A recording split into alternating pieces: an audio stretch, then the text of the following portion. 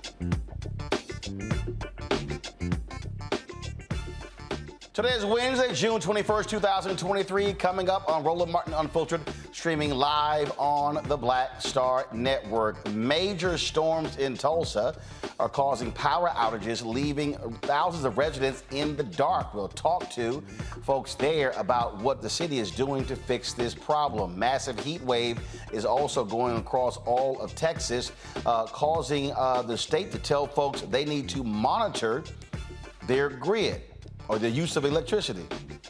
How about fix the damn grid?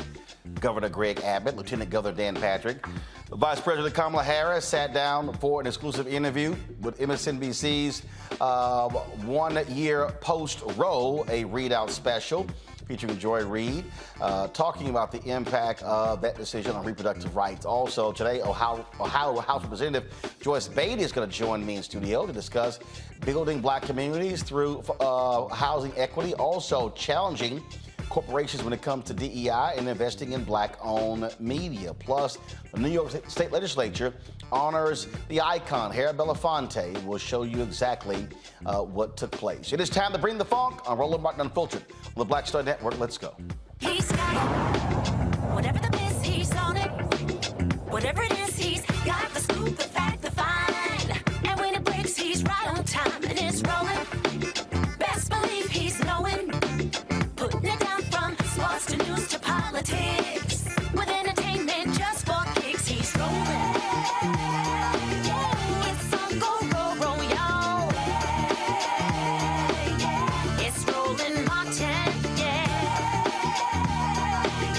rolling with Roland now. He's funk, he's fresh, he's real, the best, you know he's Roland Martin now.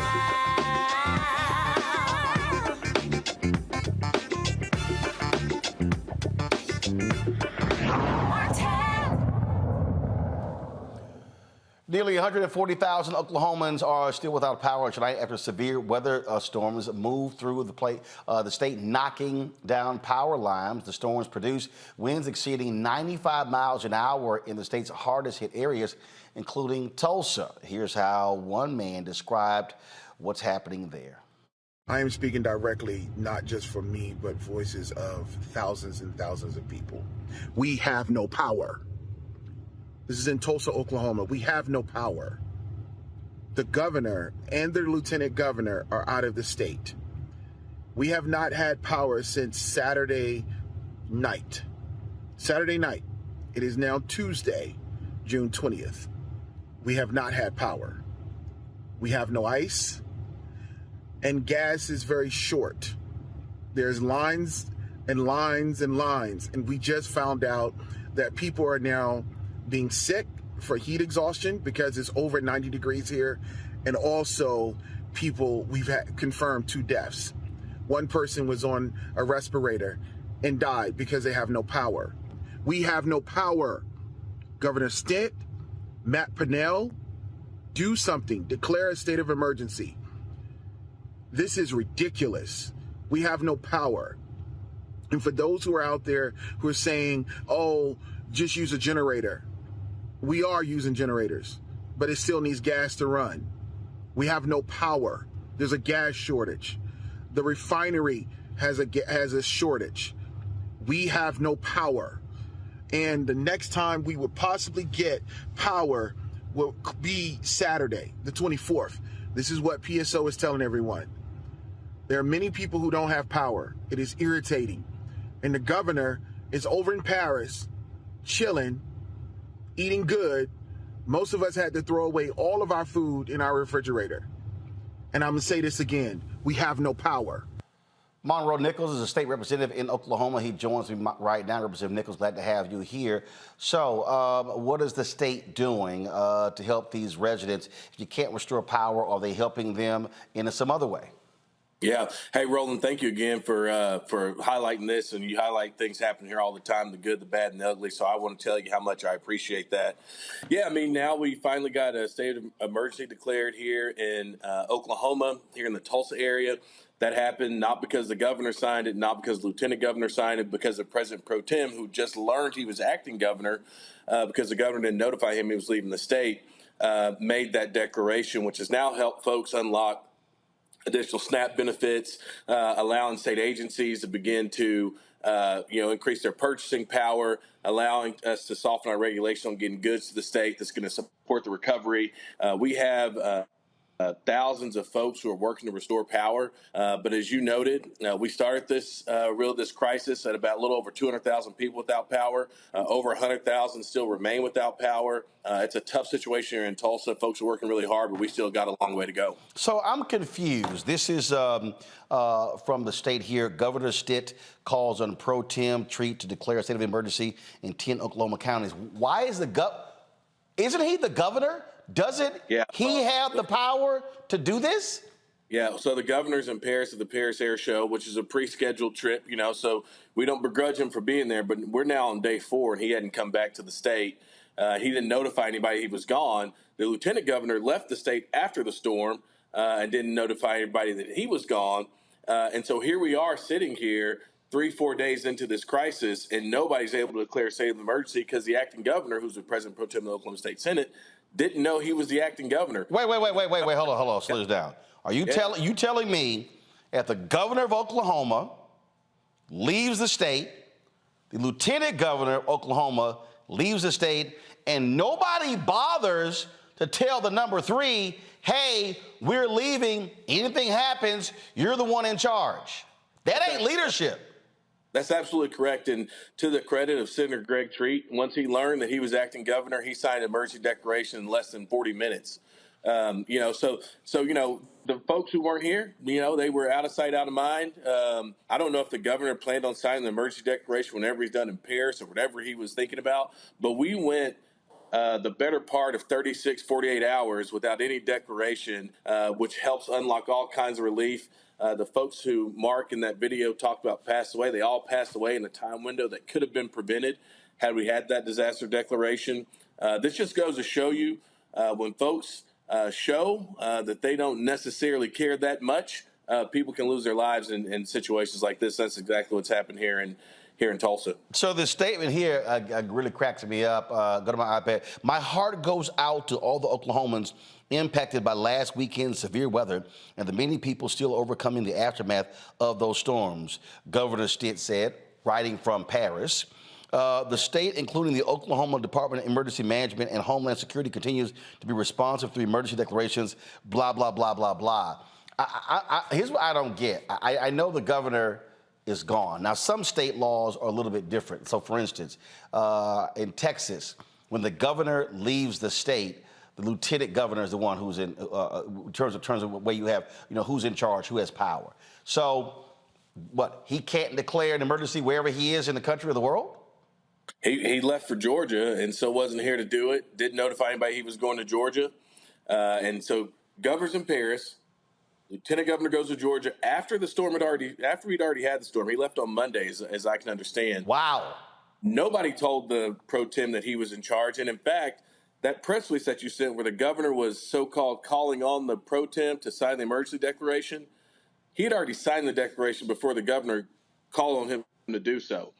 So the governor really didn't do much of anything. The pro tem found out through a phone call that he was the acting governor, and that phone call did not come from the governor, by the way.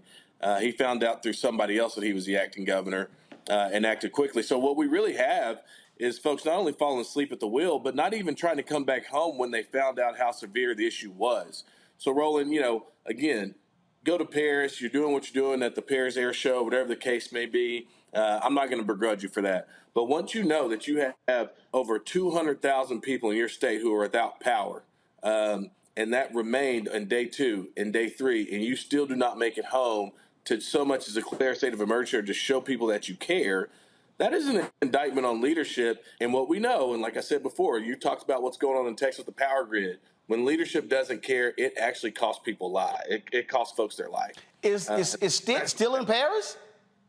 As far as I know, yeah. I mean, he's not busted it to get back. I mean, look, it's 2023 rolling. I know it doesn't take 3-4 days to get from Paris to Tulsa, Oklahoma.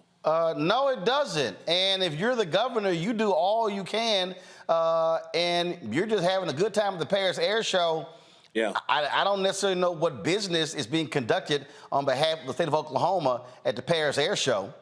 Well, I can tell you it's not more important than 200,000 people getting power, getting lights, and you're doing everything you can to preserve life. That's what I know. I don't know what's going on in Paris, but I know it ain't as important as that. And look, at the end of the day, what is so frustrating about it is even when it was clear that he had made a mistake, he tries to rush a press release and he's calling on somebody to do something when the fact is the president pro tem didn't find out from the governor that it was time to sign that declaration. He found out from other folks through other channels that is his responsibility to do it. He acted.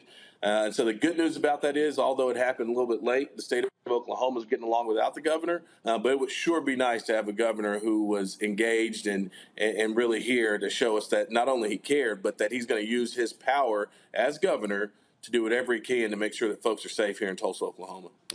Indeed. Representative, we certainly appreciate you joining us. Hopefully, folks will get all the help that they need because, trust me, when it is hot as hell down there. I was in Houston over the weekend for Juneteenth.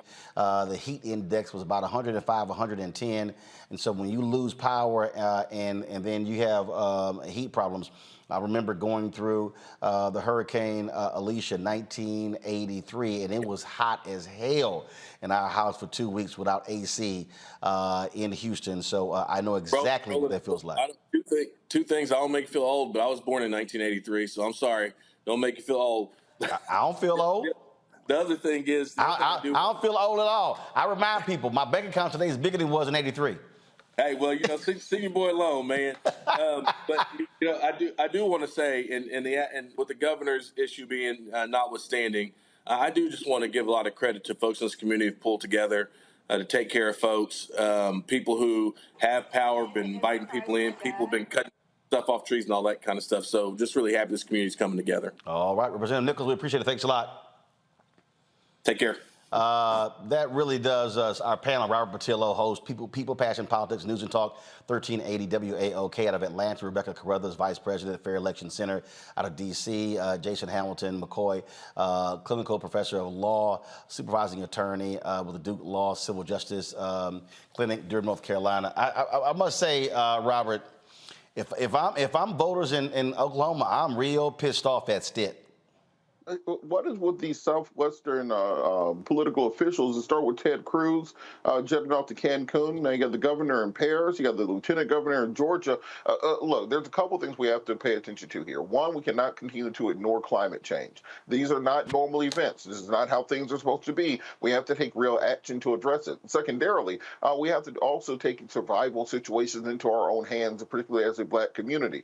We have to have generators. We need to have portable solar panels. Me and my wife ordered some of those a couple weeks ago, just for situations like this. Just because the government is not going to come take care of you, you need to be sure you're in a situation where you can take care of yourself and your family, have your water reserves, have your bug out bag, have all the things you need just in case things happen, because eventually things will happen. And then finally, I think that there should be a recall on this governor. I think that the people of this state, that if this is not enough for you to recall this governor, imagine if something worse happens and you have a governor who not only is gone during the emergency, but doesn't show back up, doesn't do a live press conference from Paris. We have technology now. You can hop on Zoom. You can hop on Skype to talk about it. And this simply shows that their eye is not on the ball. They're not ready, willing, and able to do what is needed for the people. And I think the people of that state need to hurry up and make a decision to replace these elected officials before something worse happens.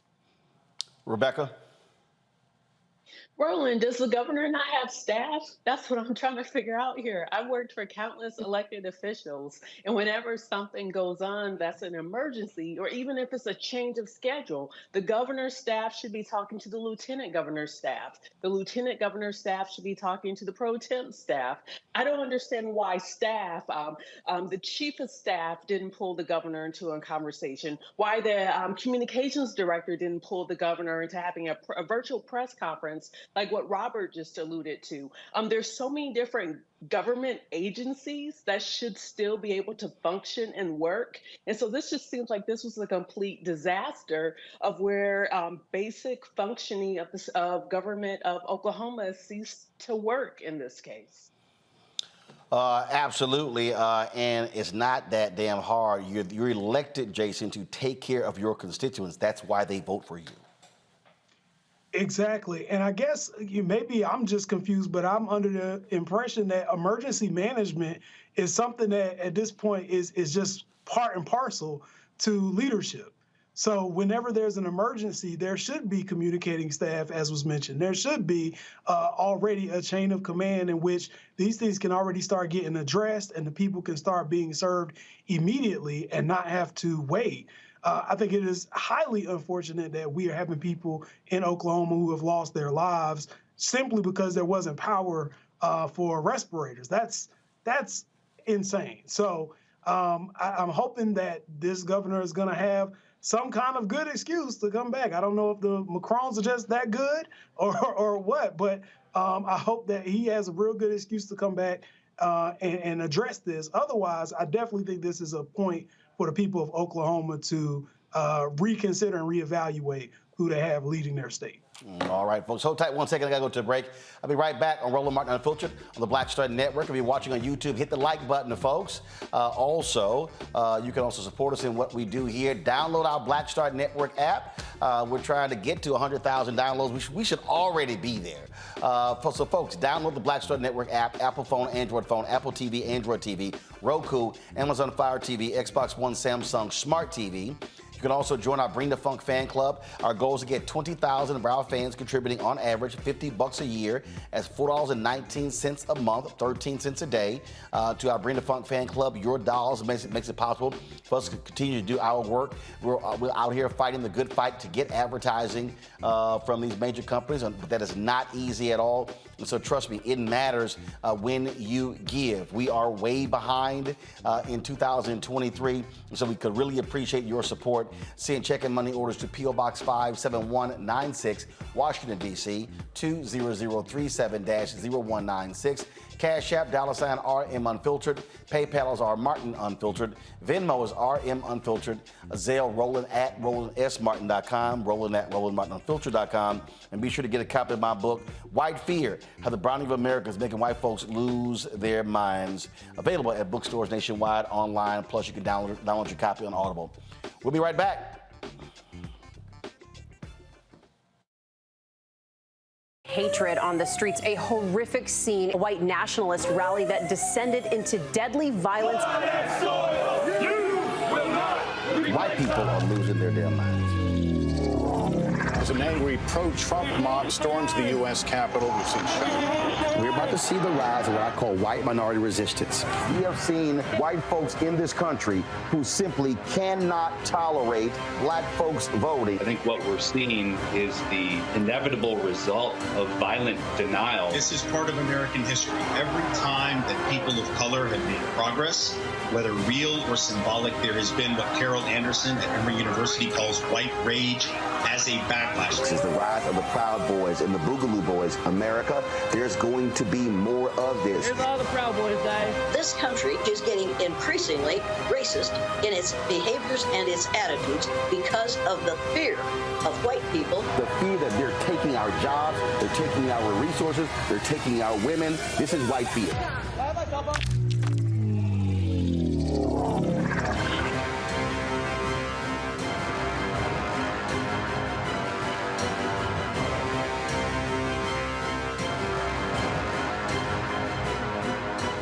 Black Star Network is here.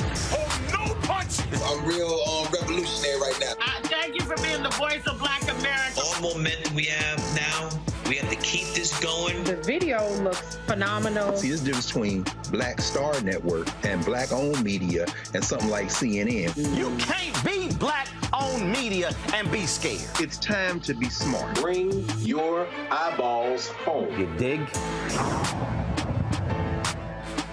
Farquhar, executive producer of Proud Family. Bruce Smith, creator and executive producer of The Proud Family, Louder and Prouder. And you're watching Roland Martin Unfiltered.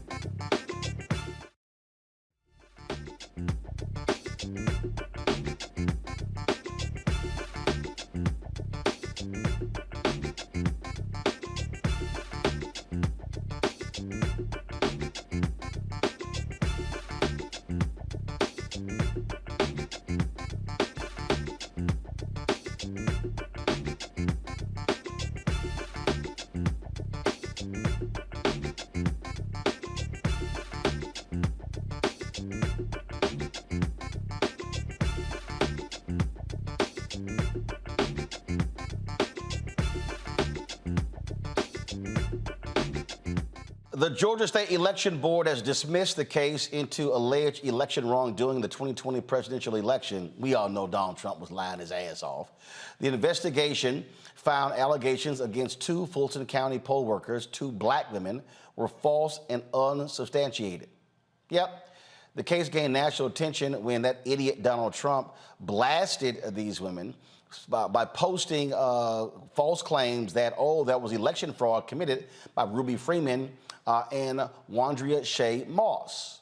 In January, Trump took to Truth Social and stated that, wow, has anyone seen the Ruby Freeman contradictions of her sworn testimony? Now this is big stuff. Yep, look what was captured by Cobb County Police body cameras on January 4th, 2021. Now it gets awful. Now, Trump's then attorney, Rudy Giuliani, claimed evidence of Freeman and Moss scanning ballots hidden in suitcases underneath tables at the State Farm Arena in Atlanta. The election workers brought a defamation claim against Giuliani, which is still pending in court. I hope they take these idiots to the cleaners, Rebecca, because they caused significant harm. These folks had to leave their homes. They were under death threats. It was absolutely, utterly ridiculous. You know, tonight I'm actually in Georgia, and I've been talking to organizers all across the state for the last couple of days, and we've been talking about what does 2024 election cycle looks like. And one of the things that's really disturbing is personal safety is at the top of many folks' list. They're concerned about their physical safety as they're engaging civically with their neighbors, to go knock on doors and try to get their neighbors to become active citizens in the state of Georgia.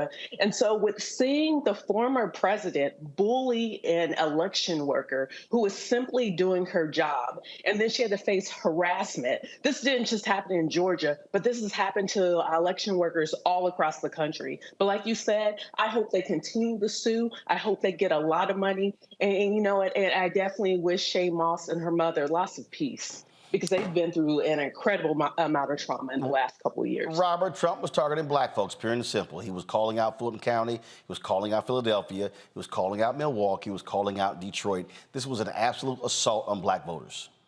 Absolutely. He was using every dog whistle in the book to rile up his MAGA base. And think about what happened on January 6th. Think about the violence that we know this MAGA movement is capable of. And then to target these individual people, the individual women who aren't millionaires or billionaires, not people who have personal security, just regular poll workers who have the President of the United States of America sick his army of 75 million MAGAs on you and nearly destroyed these women's lives. And as you said, I hope they sue every person involved. I want you to sue till the cows come home. I don't want you to even accept settlements. Take these cases all the way to trial. I want jury verdicts. I want triple damages from a punitive judgment against him. You have to sue these people into bankruptcy at this point in time. That is I want these women to own the Trump Tower. I want these women to have the keys to Mar-a-Lago by the time they are done, because you cannot allow these rogue forces to simply put these people in danger just because you have a lying president who's been twice impeached, twice indicted,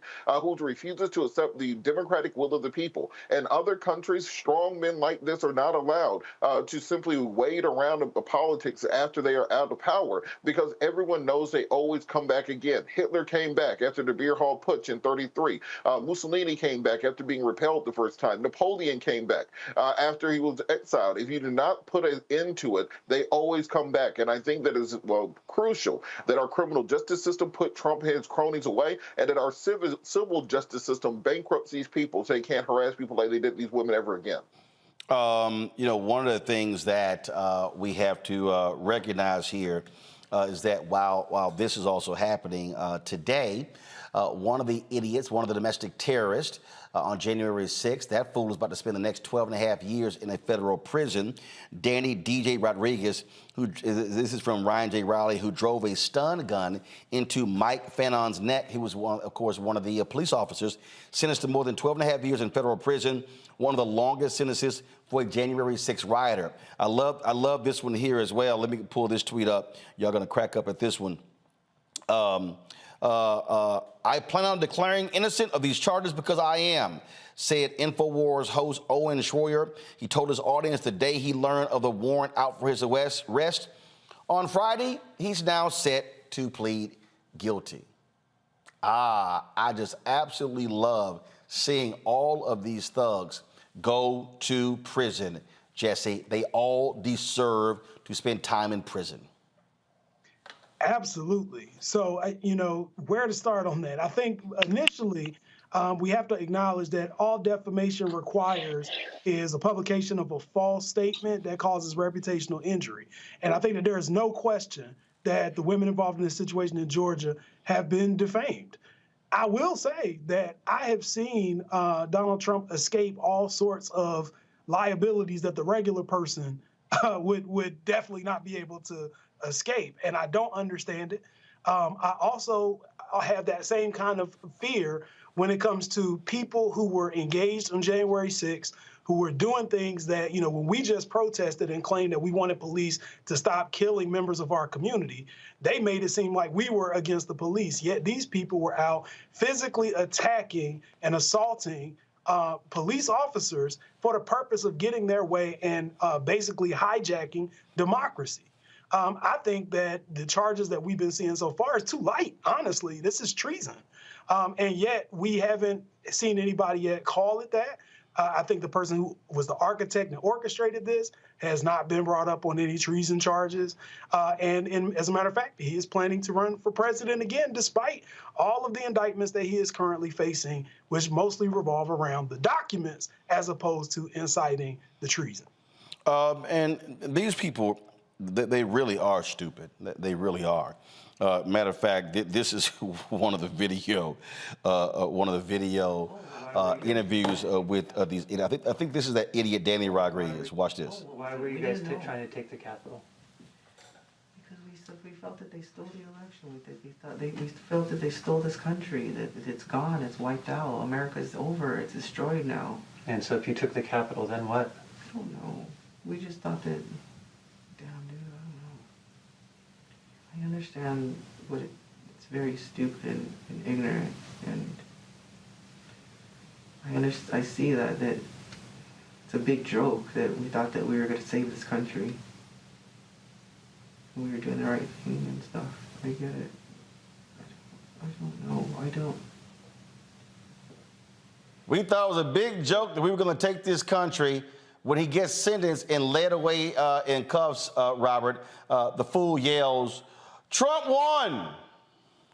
If he won, he'd be pardoning you. Your ass is going to prison.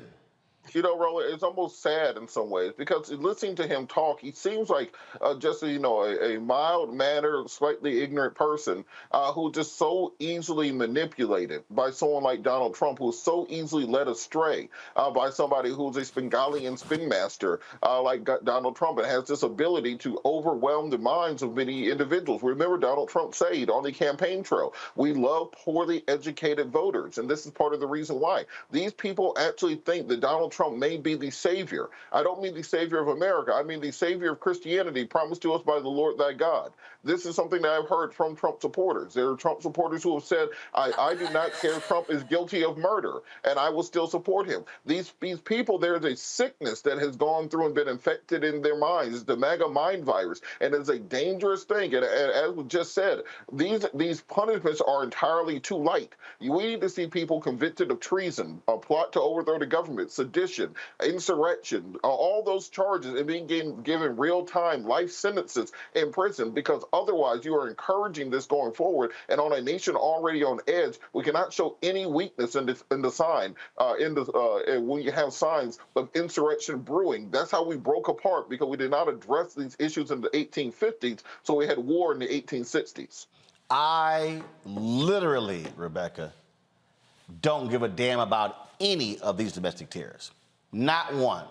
No compassion whatsoever. I want the longest jail sentence possible in every case. You know, I'm with you with this. They're just dumb. Like I can't muster an ounce of sympathy. The people who I have sympathy for is George Floyd and his family. I have sympathy for Philando Castile and his family. I have sympathy for Trayvon Martin and his family. I don't have sympathy for this. It's just dumb. It's idiotic. It's feckless. It's impotent. It just doesn't make sense. And it's like they didn't know Trump. It wasn't like Trump was their long-lost brother or cousin or uncle or daddy, but they pledged a crazy allegiance to him, and he don't give a F about them. So it's just delusion. I mean, it's the delusion for me. And Jesse, that's the thing for me. These folks are going to jail. He's chilling in Mar-a-Lago. And here's the deal. Here's what's crazy. Remember, this was January 6th. He still had 2 more weeks sitting in the White House. He could have actually issued blanket pardons for anybody who was involved in any activity in that day. That fool didn't care. These idiots are literally ruining their lives for a rich dude who wouldn't even let them walk through his formerly Trump hotel in D.C. because they were too broke.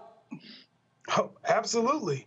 And I think another thing that we have to remember is I think Trump is only a symbol of sentiment that already runs throughout the country. And that sentiment is tied into anti-blackness, it's tied into chauvinism, it's tied into this concept that the powerful white man must always be right. And there are a lot of people who obviously lose their ability to function when the person that they deem to be right all the time tells them to do something that is against their own interests. They're willing to put their lives on the line for it. And now when they go to jail, they're confused. I know the last guy that we were seeing the clip about, his last name's Rodriguez. I don't know if Trump is ever going to support a Rodriguez. Just be honest, right? So I think there is a disconnect somewhere intellectually with people who are still supportive of someone who obviously has done nothing to assist them. And I think it just goes back into the anti-blackness of the DNA of America. All right, folks, if we want to talk about sheer arrogance. When we come back, I'm going to talk about what Carlos Watson released today. Carlos Watson was the founder of OZY. Remember, he was arrested on felony criminal charges. Y'all, when I show y'all this website that he released, and I don't even play the video from his ass. Oh my God. When y'all see it, you're gonna be asking yourself, wow, Carlos acting like he a Black Panther. Like he been fighting for black social justice for a long time. No, he's trying to all of a sudden pull that black card, put that black blanket on, because his ass did some foul criminal stuff. When I show y'all this, y'all are gonna trip. That's next on Roland Martin Unfiltered on the Black Star Network. That was a pivotal time. I remember Kevin Hart telling me that. He's like, man, what you doing, man? You got to stay on stage. And I was like, yeah, well, I'm young, thinking, like, I'm good. And he was absolutely right. What show did you have at the time? This was one-on-one. Got it. During that time. So you're doing one-on-one, going great. Yeah. You making money. You like. I'm like, I don't need to leave. I don't need to leave from Wednesday, Thursday to Sunday. I didn't want to do that. It was just like I'm gonna stay here. Or I didn't want to finish work Friday, fly out, go do a gig Saturday, Sunday. I was like, I don't have to do that. And I lost a little bit of that hunger that I had in New York. I would hit all the clubs, run around. Sometimes me and Chappelle or me and this one or that one, we'd go to the Comedy Cellar at 1 in the morning. And that was our life. We loved it. You do 2 shows in Manhattan, go to Brooklyn, leave Brooklyn, go to Queens, go to Jersey. And I got complacent. I was like, I got this money, I'm good. I don't need to go chase that, because that money wasn't at the same level that I was making, but what I was missing was that training. Yes. Was that. And it wasn't the money. It was the money. It was that's what I needed.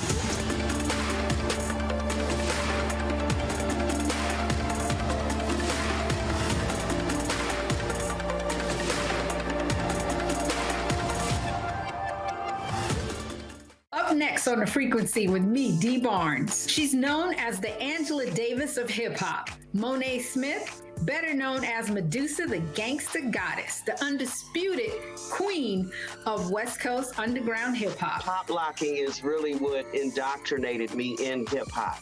I don't even think I realized it was hip-hop at that time. Right. It was a happening. Mm-hmm. It was a moment of release. We're going to be getting into her career, knowing her whole story, and breaking down all the elements of hip-hop. This week on The Frequency, only on the Black Star Network. This is Essence Atkins. It's the Love King of R&B, Raheem Devon. It's me, Sherry Shepherd, and you know what you're watching. You're watching Roland Martin Unfiltered.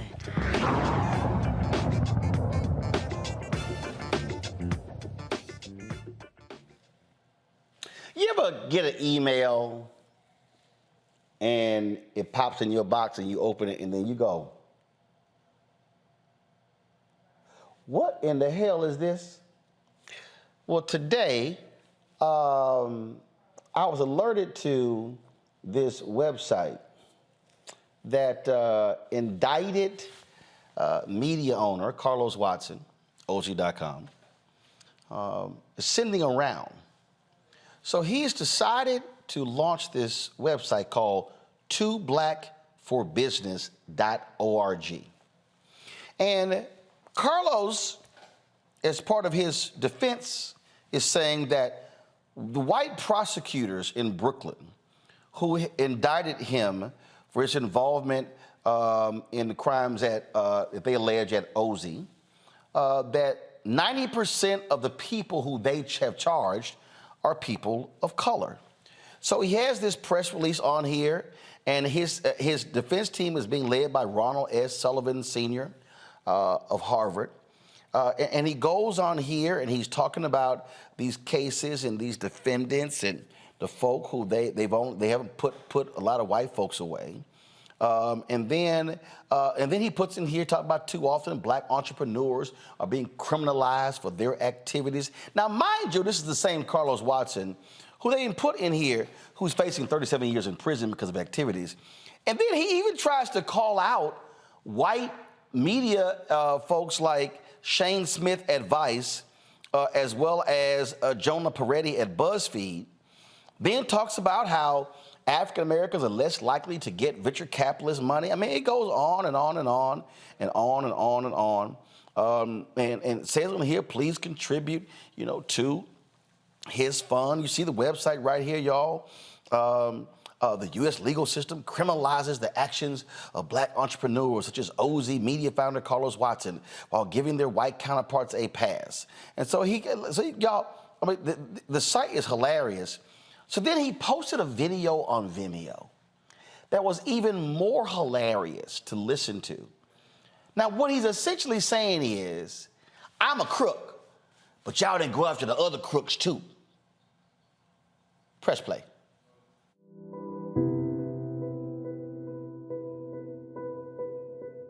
Hi, I'm Carlos Watson, the founder and CEO of Ozzy. Some of you may know my story, some of you may not. It has been a very tough several months, very, very tough. It's been humbling in the extreme. I want everyone to know that as difficult as this is, I intend to fight. I intend to fight with everything I have. And I intend to do it for a couple of reasons. One, because I'm innocent, and two, because I know that what's happening to me doesn't only happen to me. Sadly, it's happening to lots of people all the time, often in quiet. Sometimes people of color are warned not to think too big, that the color of your skin will limit what you can hope to accomplish. But my family and I refuse to believe that. I had an itch to create a different kind of news and media platform because I know that media often shapes not just what we think and see, but how we live and how we treat each other. We wanted to change how people saw the world because we know that if you see more, in fact, you might be more and do more. But as I began to build Ozzy, I confronted a stark reality.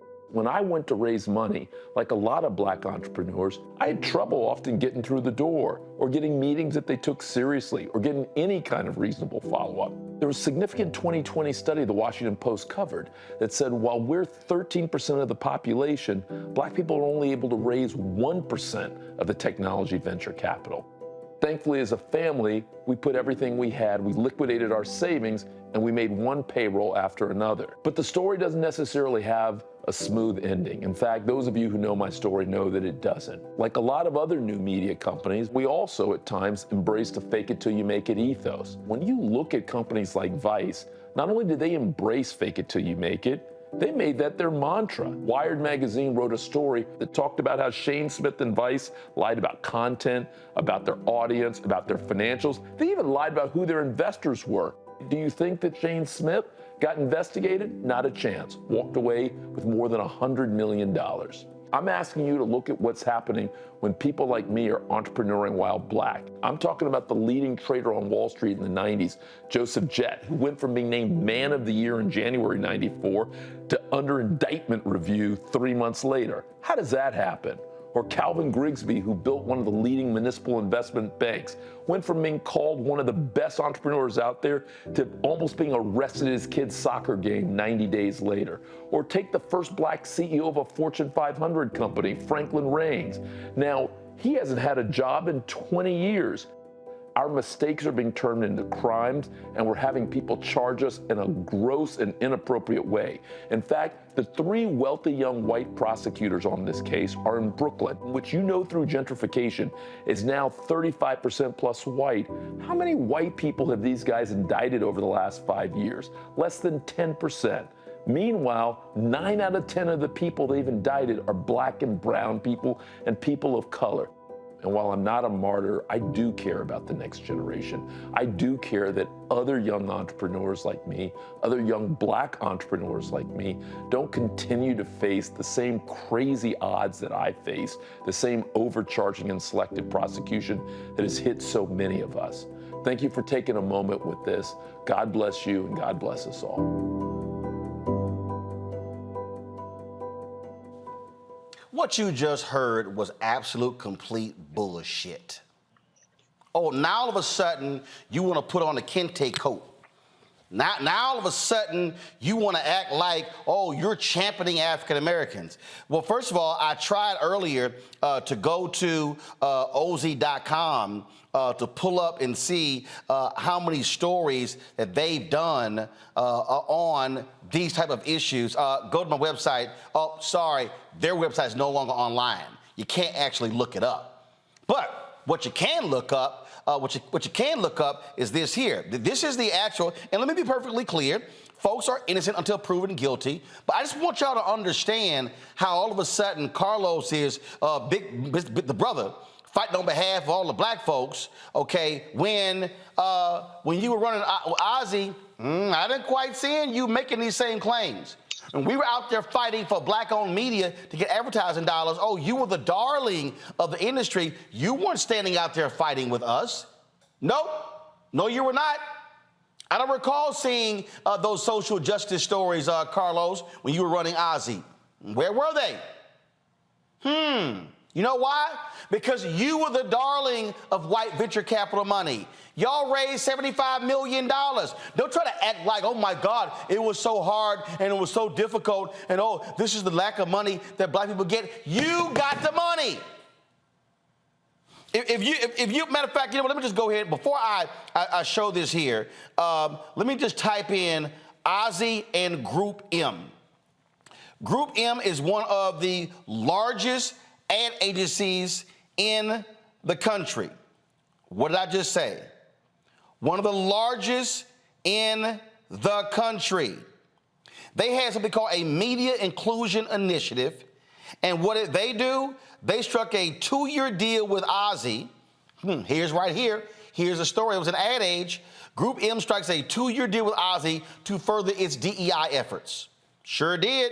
You go to the ad age story, you're going to actually see what that initiative was all about right here. Oh, my goodness. Here it is. And this was, of course, in April of 2021. That's right. 2-year multi-platform deal. Millions of dollars with the CEO of Group M, Kirk McDonald, who's a brother. Oh, investment, all things they're going to be doing, how great they are, socially conscious media, all that sort of stuff. Folks, they got way more advertising money than we have. They were getting stories done left and right on how great they were, and all that shit was made up. So then I love when he said in the video, you know, when black entrepreneurs make mistakes and get overcharged. Oh, make mistakes. This is the press release from the Department of Justice. Ozzy Media and its founder, Carlos Watson, indicted in a years-long multi-million-dollar fraud scheme. Here's what's interesting here. This paragraph right here. Watson's co-conspirators, Samir Rao, Ozzy's chief operating officer, and Susie Hahn, Ozzy's chief of staff, from June 2019 to October 2021, previously pled guilty to charges relating to their roles in the scheme. The U.S. Securities and Exchange Commission is taking concurrent enforcement action. Here's the quote. As alleged, Carlos Watson is a con man whose business strategy was based on outright deceit and fraud.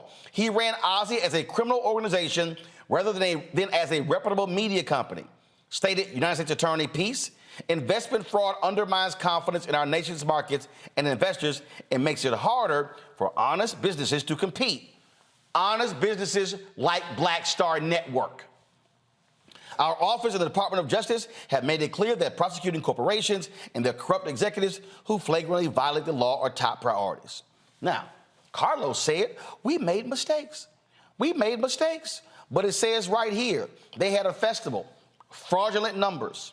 Between 2018 and 2021, Watson and his co-conspirators orchestrated a scheme to defraud investors and lenders to Ozzy of tens of millions of dollars through fraudulent misrepresentations and omissions about key aspects of Ozzy's business, including Ozzy's financial results, debts, and audience size. Now, let me help you all out with this one right here.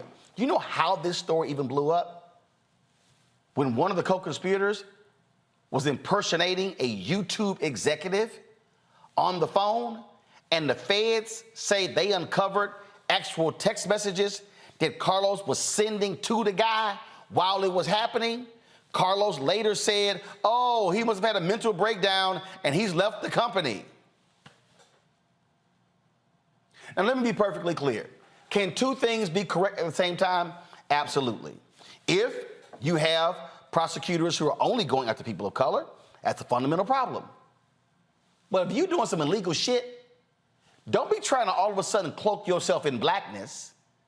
Okay, OJ 2.0, in order to deal with the stuff that you did. Now, he says, I'm going to fight this whole thing. All right, I got you. And I see you, the lead defense attorney, all that sort of stuff along those lines. But here's what I know. Here's what I know as a black-owned media executive. Our numbers were real. We couldn't get media to do a story on us. The LA Times article that was done on us was the first one. It took us 3.5 years, almost 4 years, to get anybody to do any kind of story on us. Oh, no, he was a darling. And let me be real clear with y'all. I ain't jealous of nobody. I'm not jealous of anybody who raised money, who gets media coverage, who's doing well. Nobody. Black, white, Latino, Asian, Native American, I don't actually care. It does not matter to me. What I don't appreciate is all of a sudden, you super brother number one. What I don't appreciate is all of a sudden, you trying to make it like a black thing to cover what your ass did. Now, yeah, you're gonna get your day in court, but to say that mistakes were made, okay, if mistakes were made, Carlos, why did your COO plead guilty? If mistakes were made, why did your chief of staff plead guilty? Folk don't plead guilty to mistakes. There's a difference between I made a mistake and I committed a crime. A mistake is, oh, I thought we had 1 million views on that video. A mistake is saying we had 1 million when instead we had 500,000. But when you purposely overstate audience to raise money, your ass committing crimes. And so, as I sit here, I look at this website, and then all of a sudden he wants to bring all these other people in, Franklin Raines and this person and this person, and what happened to them? Did Michael Milken get convicted? Yep. There's some other white boys who've gotten convicted, who served time in jail. There's some other people who've gotten convicted of securities fraud, of fraudulent activity on Wall Street. But don't sit here and then try to sit here and curry favor. And I'm seeing all these tweets. Hey, take a look at this, take a look at that. I'll be happy to take a look at these prosecutors and say, who are the folks that you're going after? And is it equal justice under law? But Carlos, ain't no way in hell I'm defending your ass. And you know I'm not gonna do that crap, because that's a bunch of BS. And his website is a bunch of BS, and so is that damn video. Somebody has to say it. And again, y'all, let me be real clear. I've never done business with Carlos and Ozzy, but I tell you what did happen. After that New York Times article, when he didn't go on the Breakfast Club, he didn't go on the Breakfast Club before. He wasn't doing black media before he got in trouble. See, y'all, let me just go ahead and say it. I'm sick of black people who now want to come to black media when your ass is getting in trouble. You don't call black-owned media when things are going well. You don't say, hey, how can we grow businesses together? How can we get advertising as a collective? No, you all on your own. But then when you get in trouble, now all of a sudden, you Mr. HBCU. Now all of a sudden, oh, you the man. Now all of a sudden, we can see you at all the NAACP and the Urban League functions. But where was your ass when things were going well? Where were you, Carlos, when you were kicking it with the white Silicon Valley investors and the folks in New York and in San Francisco? Come on, bro. Nah, I ain't gonna be silent on that, because it happens all too often. So let me tell y'all what happened. So when he went on the Breakfast Club and he got challenged when it questioned by Charlemagne and Envy, Angela Yee, they said, well, you know, will you go on Roland Martin's show? Sure. Do you think he has came on? I can show you text messages. Oh, no, he wasn't coming on here. I text him, and I text him. No. He wasn't. Carlos Watson was not coming on this show, y'all. But he did call me. And he said he didn't appreciate the things that I had to say and why did I take the position. Because I'm like, yo, ass, what's wrong? And then, y'all, at the end of the conversation, Carlos Watson literally gonna ask me, can we partner to go out and get advertising?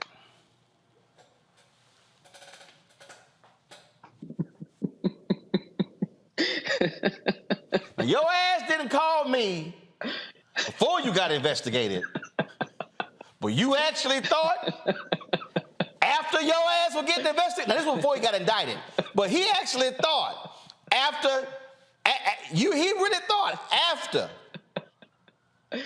he was being investigated, I was gonna be like, yeah, sure, Carlos, let's now band together like brothers and go take down some advertising money. In the words of Denzel in Remember the Titans, you must be outside your mind. I told him, hell no. Hell no, we ain't doing this. Folk, there are some people who are extra special, and they will say and do some stuff that's beyond outlandish, and that's crazy. And guess what? Carlos, you are going to have your day in court, and that's fine.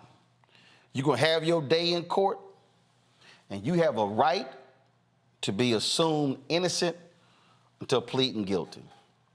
But what's not going to happen is if you think for a second, I'm going to sit here and see you seeing this video. I mean, he been emailing people all day, y'all.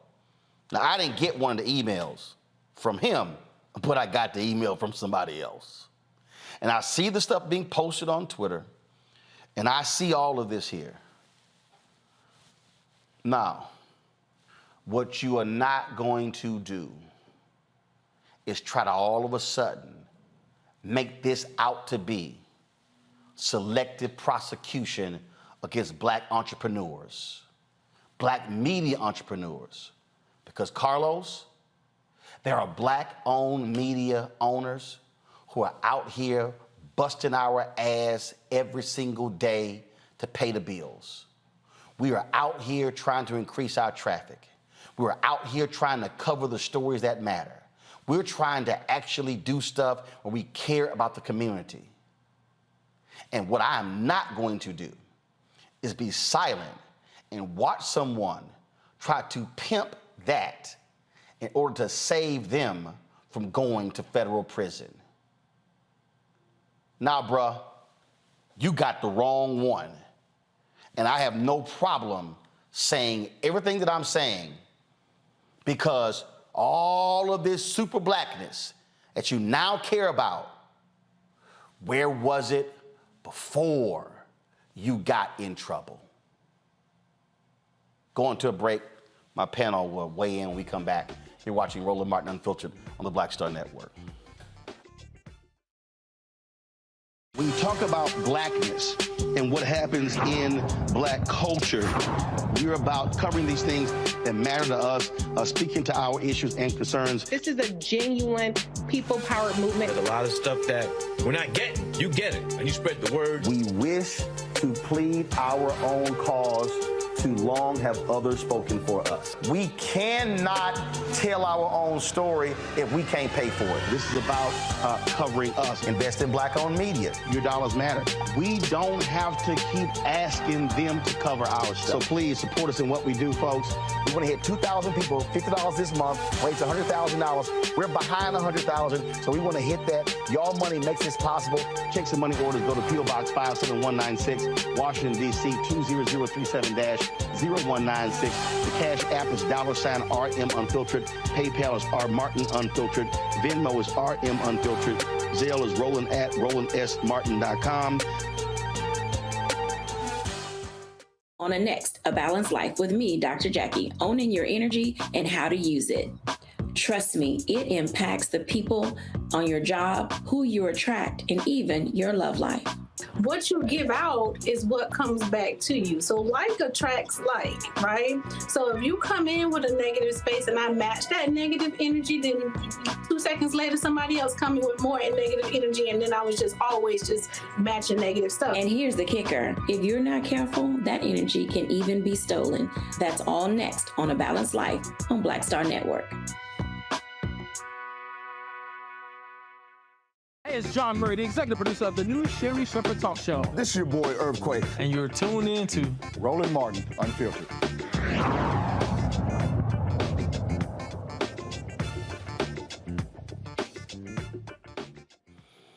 Rebecca, see, this is what pisses me off. And this is an article from Semaphore on February 9th of this year. Media company Oz is attempting a comeback. And so Magna, major advertising company. This is what it says.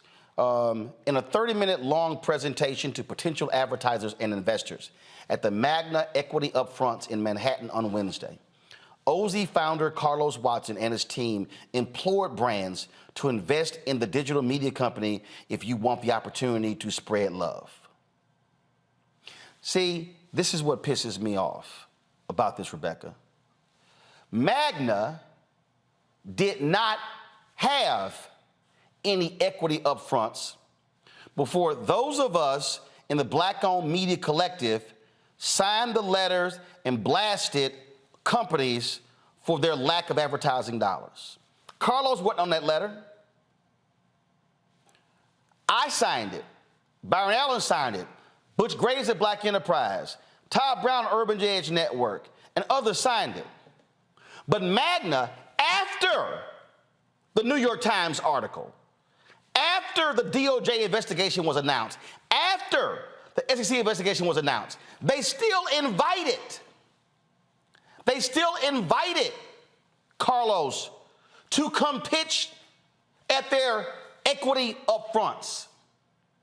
We were not invited. So the people who actually created this movement to increase dollars to Black-owned media were not invited, but they invited him, and 2 weeks later, he gets arrested and indicted. I've since emailed Magna and said, how could y'all invite him to pitch and we're under investigation, but you left out all these other legitimate Black-owned media companies, and it got crickets. I heard you laughing as I was reading some of that stuff there. Go ahead, your thoughts. So here's the thing. These different groups know who the token can be, and they know who allow themselves to be the token, and they understand who will not ask the hard-hitting questions, who will not actually push for meaningful change. And Carlos Watson was a willing token. And so it was really interesting watching him now talking about, oh, well, the Black people got to band together because look at what's happening to me. But, as you were talking, I was laughing because, you went to Aussie Media's website to see, hey, do they have a track record in speaking out against underrepresentation of Black folks in media getting investments or getting advertising dollars?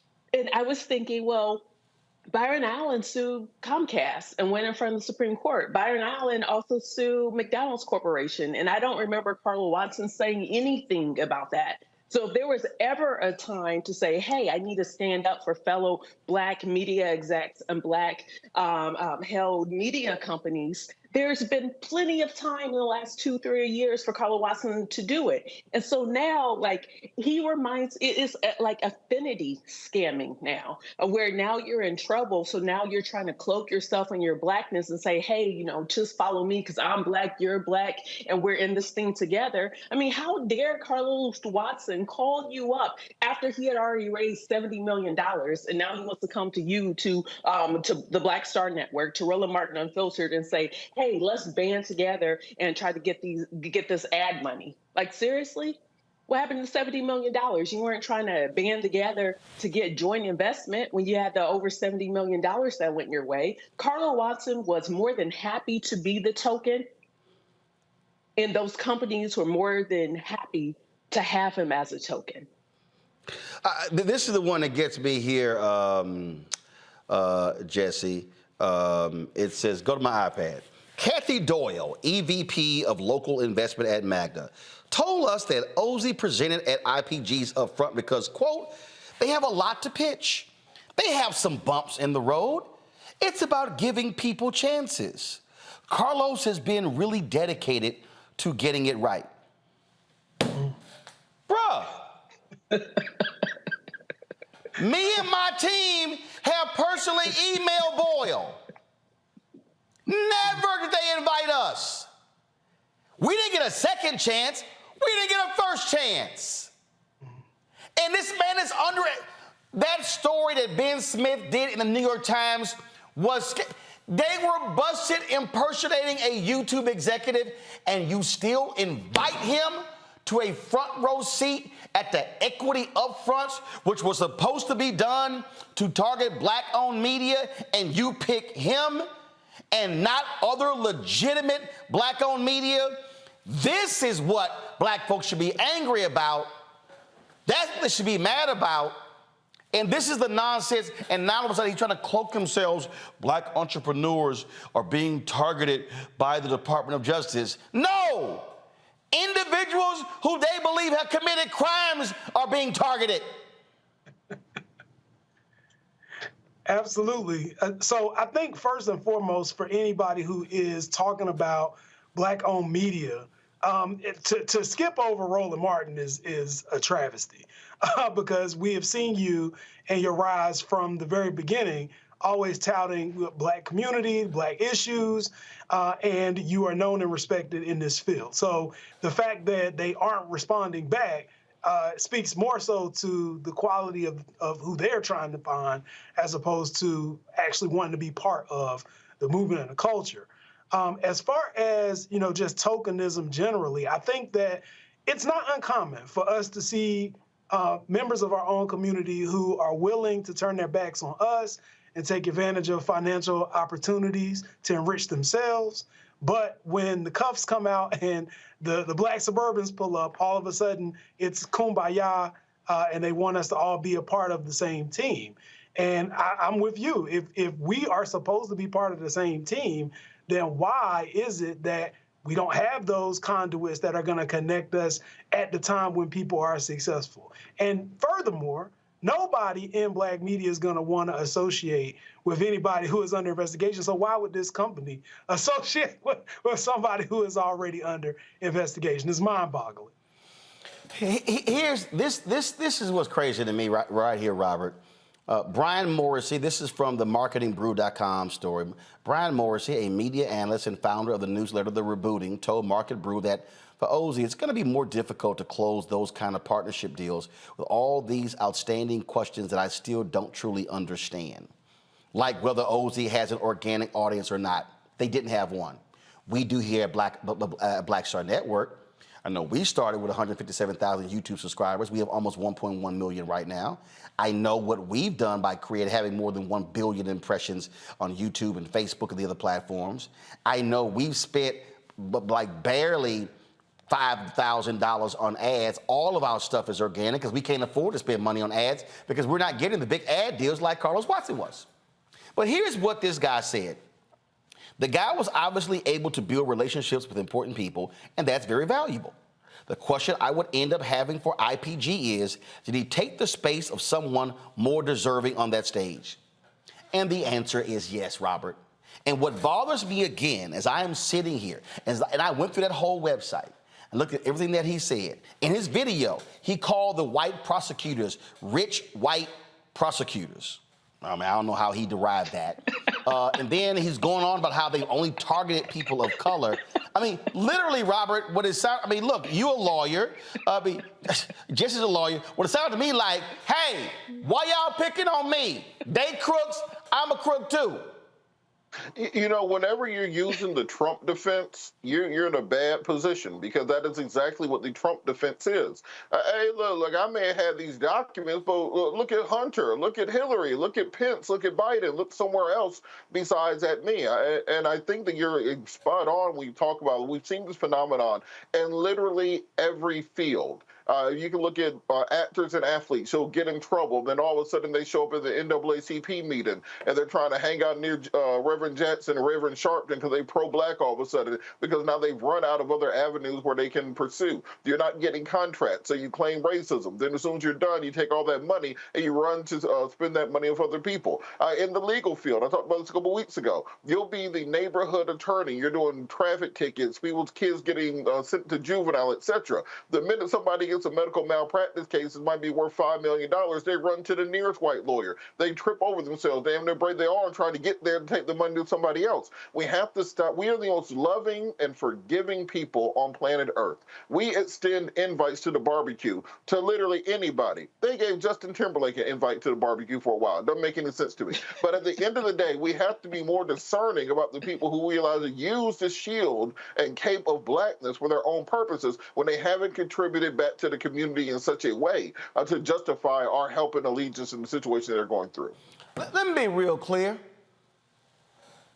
I ain't never impersonated a YouTube executive on the phone trying to raise money.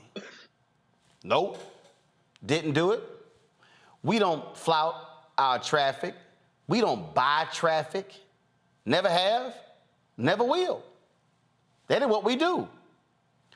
We're absolutely organic. But see, let me tell y'all how this game works. The reason he was able to go out and do this, and they were like, oh, Ozzy, they do nice news, light news. They don't cover major subjects. I'm gonna tell y'all what I deal with right now. Well, we're advertisers. We don't want you're too rolling, you're controversial. You used to have a segment called Crazy Ass White People. And the segment was literally about white people who are racist against black people. Oh, but you call them crazy ass white people. Well, what the hell are they? If you're calling the cops on black people barbecuing in the park, I think your ass crazy. Oh, I actually called them white. Are they white? Yes. Then, ooh, you're covering those police abuse cases and you're covering political stuff. So, no, we can't advertise on that. Oh, but we'll go sign major deals. General Motors signed a huge deal with Ozzy. And we did business with General Motors last year. I appreciate it. It was $500,000. They got way more than we did. And we know we legitimate. I can go down the line over and over again. I've been trying to do a deal with Group M for 2.5 years. I got emails and meetings. Nothing. How much have we gotten from Group M? Zero. But they signed a 2-year deal with Ozzy on fraudulent numbers. My shit's real.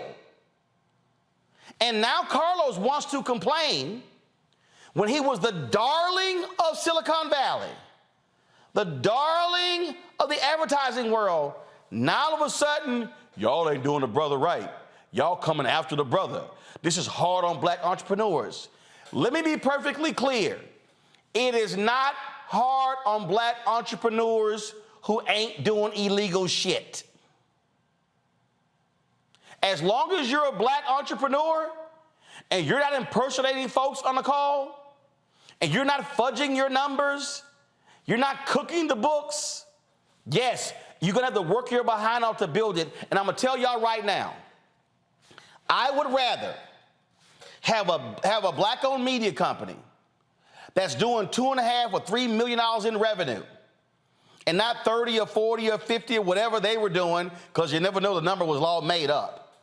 I would rather sit here and have videos on our YouTube channel that do 2 and 3 and 4 and 5 and 700,000 than do what Carlos had when he had some videos of that weak-ass Carlos Watson show with 1 million, 1.5 million views and 20 comments.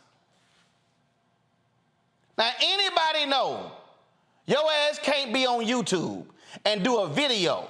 As a matter of fact, I told Group M that. I said, I figured that shit out in 30 seconds. said, let me tell y'all what I did.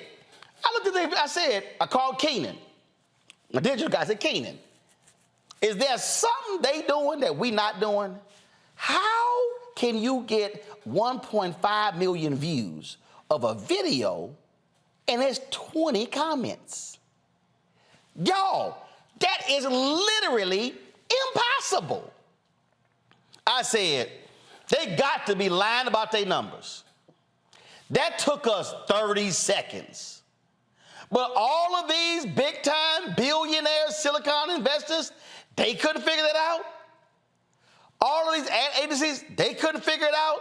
And now, Carlos, your defense is, well, Vice was lying and BuzzFeed was lying, so why they not gonna be in the prison cell across from me? That's essentially what he's saying. All I take offense from is, don't all of a sudden now try to act like, bruh, you the second coming of Fannie Lou Hamer. Because Carlos, you not.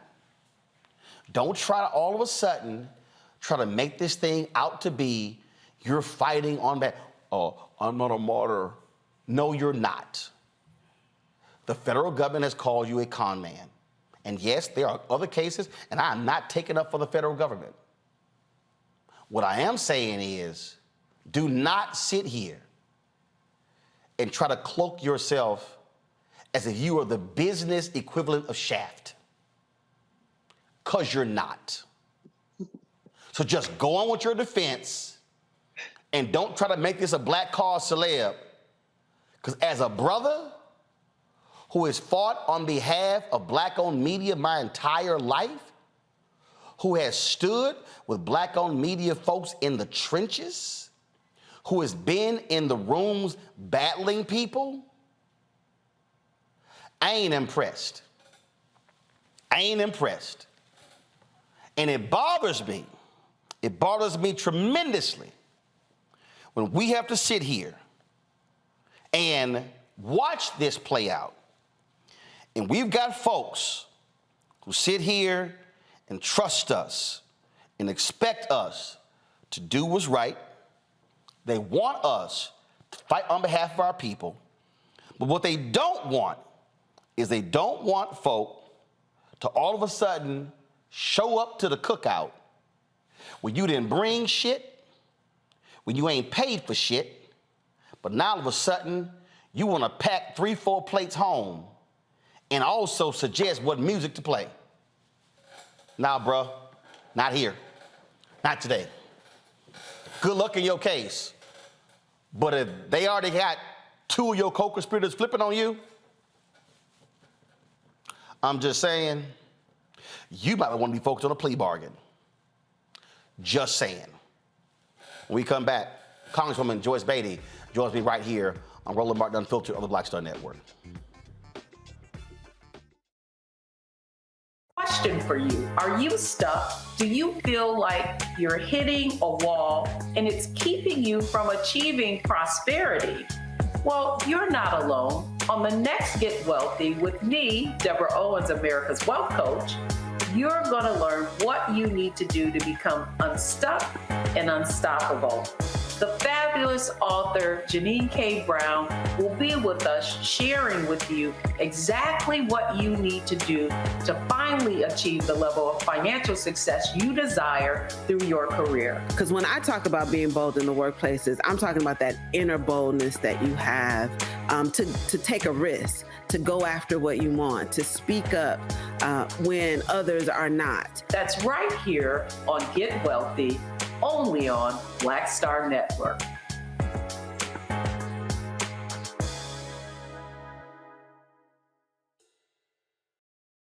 Next on the Black Table with me, Greg Carr, a very different take on Juneteenth with the one and only Dr. Sunyata Ahmed.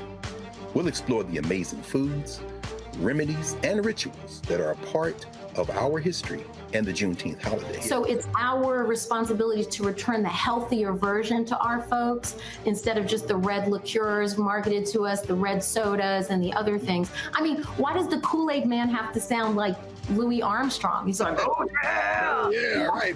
An enlightening and tasty hour of the Black Table, only on the Black Star Network.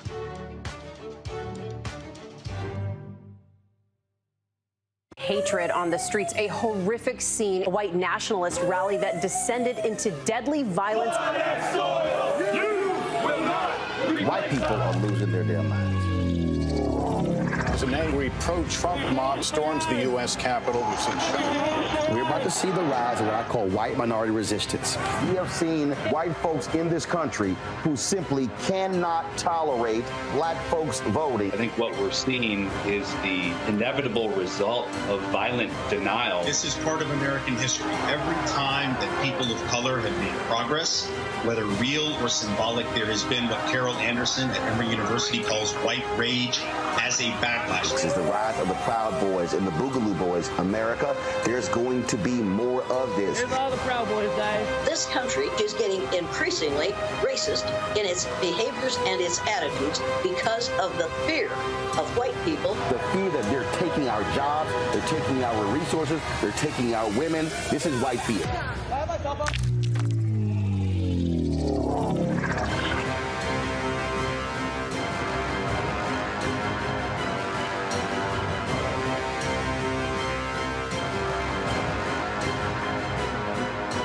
When you talk about blackness and what happens in black culture, we're about covering these things that matter to us, speaking to our issues and concerns. This is a genuine people-powered movement. There's a lot of stuff that we're not getting. You get it, and you spread the word. We wish to plead our own cause. Too long have others spoken for us. We cannot tell our own story if we can't pay for it. This is about covering us. Invest in black-owned media. Your dollars matter. We don't have to keep asking them to cover our stuff. So please support us in what we do, folks. We want to hit 2,000 people, $50 this month, raise $100,000. We're behind 100,000, so we want to hit that. Y'all money makes this possible. Check some money orders. Go to P.O. Box 57196, Washington, D.C. 20037-0196. The Cash App is $RM Unfiltered. PayPal is R Martin Unfiltered. Venmo is RM Unfiltered. Zelle is Roland at RolandSMartin.com. Black Star Network is here. Oh, no punch! I'm real revolutionary right now. Thank you for being the voice of Black America. All momentum we have now, we have to keep this going. The video looks phenomenal. See, this difference between Black Star Network and black-owned media and something like CNN. You can't be black-owned media and be scared. It's time to be smart. Bring your eyeballs home. You dig? Hi, I'm Jo Marie Payton, voice of Sugar Mama on Disney's Louder and Prouder Disney Plus, and I'm with Roland Martin on Unfiltered. So much crap.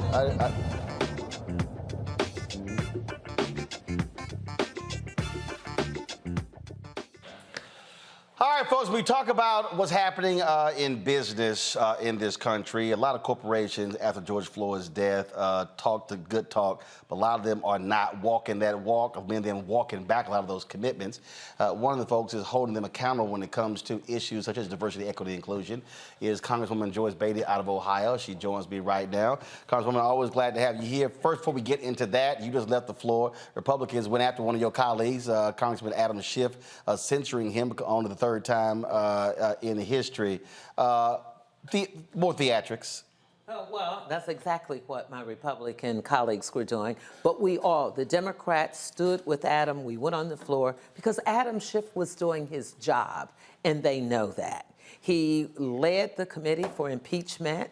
He's a lawyer, he's a stellar member, and he did what any good member would do for the American people. And so today, we stood with him. We were a little expressive in our feelings with the speaker, who has not gained a lot of respect.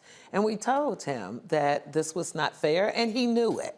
You know, when you think about George Santos and all the things he's done in the court system, what he's been accused of, it was just wrong for them to do what they did today to Adam Schiff. Well, especially when they are allowing truly one of the craziest folks on the side, Marjorie Taylor Greene, to just run amok and do whatever she wants. Well, there was a big battle with their own crazies today, calling each other out of their name today. Yeah, so I saw that there. So that was that. So let's talk about what you've been doing, challenging many of these companies, utilizing the power of Congress to hold them accountable. Because I mean, look, they are getting billions of dollars from taxpayers. They're getting billions from consumers. And the reality is, when it comes to equity, it's not fair, not fair share, especially when it comes to housing, when it comes to financial services, when it comes to so many different areas. A lot of disparities, as you pointed out. Also, you mentioned corporate America spoke up, stood up after George Floyd. They promised some $60 billion that they would do with That's on the black low business. side. I've seen some estimates say it's up to $300 billion. So But it's a the wide real range. reality is they didn't do it. Yep. We got past the George Floyd time. The House changed. At that time, Congresswoman Maxine Waters was chair of the Financial Services. I was the first ever diversity and inclusion chairperson, and we really moved the needle. We had subpoena power, and we called everybody out. And so we saw more diversity and inclusion and equity people hired in corporate America. And we made them move them from the HR departments buried to reporting to the CFO or the CEO. Major financial institutions did that. So people like you, and especially you, Roland, we're glad that you're keeping it out front, because we know what will happen. We've been through this with affirmative action. We've been through this over the years when we've talked about doing set-asides for black companies, making sure that we had programs for African-American companies, and then we knew that you had majority companies giving a wife 51% who didn't do anything in the business so they could make money off of programs that we have. So we are staying vigilant with this, because we know, as members of the Congressional Black Caucus, if we don't stand up for us or for black businesses, it won't happen. Right, absolutely. And when we talk about those commitments and challenging them, this is also why I try to remind people why elections matter. Yes. Because when the Democrats were in control of the House, you had Congresswoman Waters as the chair of that committee. Yes. You as the chair of the subcommittee challenging them. Now the Republicans are in charge. We can just toss that out of the window. And that's what they did. They don't took care. the committee away. So we still have to ask those questions when we get corporate leaders in, when we get the presidents and CEOs of the large financial institutions. We have to still hold them accountable, keep them on the record. Absolutely. Let's talk about housing, because that's one of the areas when we talk about wealth creation in this country. African Americans have never, ever even gotten a 50% black home ownership. Yes. A couple of weeks ago, the vice president of the White House announced the challenges to folks when it comes to the algorithms, when it comes to appraisals. And again, you're seeing African Americans who are being cheated out of thousands of dollars, hundreds of thousands of dollars, when white appraisers give them lower valuations on their homes. Exactly. As a matter of fact, as you know, I serve on the Financial Services Committee, and that comes within our jurisdiction. We just had Director Chopra of the CFPB come in, the Consumer Financial Protection Bureau. And that was one of the things we talked about. With this whole new age of AI, artificial intelligence, we're seeing a lot of things with the algorithms. And as I said to someone, have you ever gone into the bathroom and put your hands under the faucet? Well, it never works for me. And I realized I have really large hands for a female. We weren't in any of those test periods that they did. So the hands were much smaller. Mm-hmm. And so that's just one thing that's against us culturally. You mentioned housing. I can remember people telling me when we were going to sell our home in a nice neighborhood, take down all those pictures. Take down, like the shirt you have on, take down all those frames that are in African colors and all of that, because they will come in and appraise knowing that it's someone black. And we don't have black appraisers. I mean, we're just starting a very small amount. To get people into that industry. But at this time, I never saw any. And we would actually do that. We would go and move pictures, change the magazines. We would have to box up all of our Black history books, because we really felt that if we didn't do it, we wouldn't get a fair shake. So we have to erase our blackness to make somebody white comfortable, but then in buying that home that a black person lived in. And then the same person then goes, oh, there's no systemic racism. Exactly. In fact, I mean, I was on this PBD broadcast, Patrick Bet David, called himself an independent. No, he's a right-winger. And when I challenged him, he kept going, systemic racism doesn't exist. And I brought up the issue of housing. Go to my iPad, I brought this story up. So it's like he had this person over there that, I guess they couldn't use Google when I was making comments. I pulled up myself, and I said, here's a perfect example.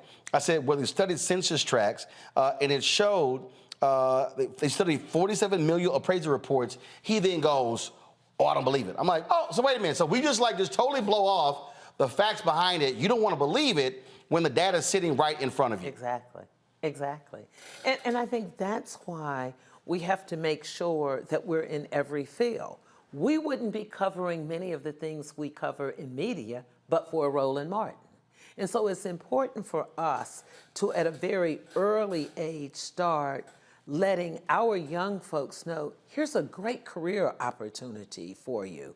I'm part of co-chairing a caucus on financial literacy and wealth creation. Now, it's interesting because it's a Republican chair and me as a Democratic chair, but the Congresswoman, Young Kim, is Korean, and she was the one that said, let's make this about wealth creation, because oftentimes brown and yellow and black people have some of the same problems as minorities. And so it'll be interesting to see how we work together, because she said just what you said. We have to make sure that we create wealth. And you do that, as we know, with property. Housing was one of the few ways as Black Americans that we could start to leave something for our children to help give them a jump start. We don't traditionally have parents that can leave us $10 million or $1 million or $100,000 or $10,000. I don't know about you, but I'm first generation going to college in my family. And so I want to make sure that my grandchildren are in a better position than I was in. Well, so like when we have these conversations about black businesses, what's interesting to me is they always are about access to capital. And I keep saying, no, it's also access to contracts. There you go. Because if I got access to contracts, I'm getting capital. Exactly. Now, what I actually then need is working capital just to pay my bills until that contract, when we actually pay that contract after 90, 120, or 180 days. And so that's the real issue there. That's what I've been saying to folks in terms of in this black-owned media space. I don't have debt. I don't owe anybody. Right. I don't have a line of credit. I don't need it. What I need is access to contracts. Exactly. That's one of the reasons why, early on, like within the first 60 days, I challenged Susan Rice, President Biden, that put her over, equity. Right. I challenged her whole team. I said, listen, this is how black-owned media is getting shut out of the federal government advertising contracts. The Defense Department accounts for $600 million of the $1 billion. I've said to the Secretary of Defense, hey, those opportunities must be created. Look at, and don't just look at, with the agency, look at who they're giving stuff to. Exactly. During the census, I had Congressman Stephen Horsford on, he was over the CBC Census Task Force. The ad agency, the CBC fought to get more money put into the census budget for advertising, specifically for black-owned media. The white ad agency literally told him, we are not going to buy any newspaper under 50,000. You just wiped out 98% of all black newspapers in the country. So y'all fought to get more money in the budget for black-owned businesses, for black-owned media, and the white agency goes, yeah, we're not going to buy in them, so who do you wipe out? Black-owned media. That's the sort of stuff that's also happening where we also then can't build and create wealth. And that's what we've seen not only in black media, but in housing, that every time we take one step, there's something else up there that majority America controls and can do. And I think that's one of the good things, whether it's in housing, I'll take that, and then I'll come back to media. We sent a letter to President Biden, and also before Susan Rice left, to talk about the domestic policy. And housing was a big issue for us.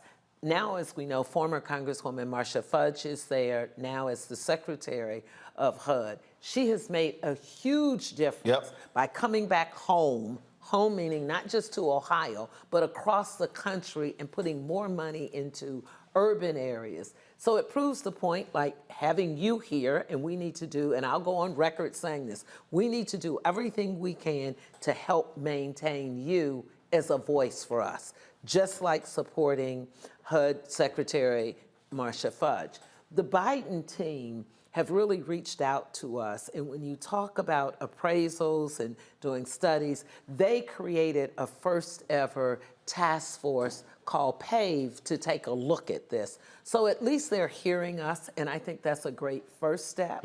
When you come back to media, I want people to know, you're not just saying this. You beat up on me pretty badly as the chair of the CPC. Why did I beat up on you? And I welcomed it. I pressed. You pressed.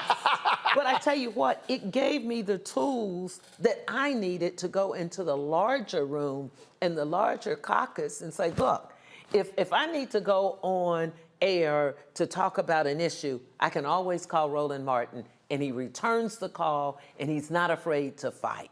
So you had, and I'm going to call out the names because that's what we do. Congressman James Clyburn immediately stood up and told a story about his history in black media. Hank Johnson out of Atlanta stood up and spoke. So I don't know if I had the chance to tell you that, but we then put a letter together to keep challenging, and it's going to be a long time process, but we hear you, and you are so right, because our stories don't get told. And right now, there is more need with us having a Congress and governors across the United States. They want to take away Black history.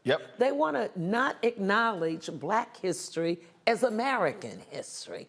And that's a problem. They've now tied it to academic funding for grants through our National Education Association, that if you want to have Amanda Gorman, if you want to have maybe even First Lady Michelle Obama's book as part of your curriculum, they're going to pull your money because they don't want that. They said it was threatening. Amanda Gorman was threatening to America, is what they said. I have never been so appalled in my entire life.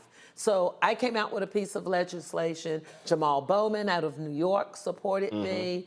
And so we want to come here with you and also talk about that, because that is so critical to our children and our future. And I take it back to slavery. I look at it like this. What were they afraid of with slaves? Not how hard they worked, when they could learn to read. That's right. Learn to read. James D. Anderson's book, The Education of Blacks in the South, 1860 to 1935. Here's a story. There's a black woman who said, I caused the death of more slaves than anybody else because I was teaching them how to read. That's right. The fear was reading, because reading gives you knowledge. So now we're going back before 1863, Emancipation, Juneteenth, 1865. Now, right now in high schools, they want to talk about critical race theory. Well, see, that's why for me, that's why I make clear, I don't do gossip. I don't care about no housewives shows. I don't care who had a baby, who got married. I said, because it's so much of that crap out there anyway. We got to have real information, because what drives me nuts when somebody says, well, we didn't know about that. And I immediately go, well, what are you watching? Exactly. And that's why when we're talking about it, and you got to have those places, because here's the reality.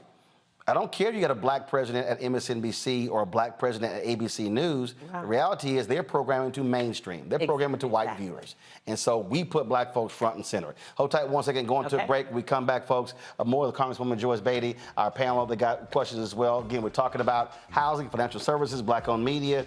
And for all y'all people who love to say, oh man, the CBC ain't doing nothing, ain't doing this, ain't doing that, you literally have no clue what you're talking about, because it's stuff that happens every day that you don't even see that actually impacts you.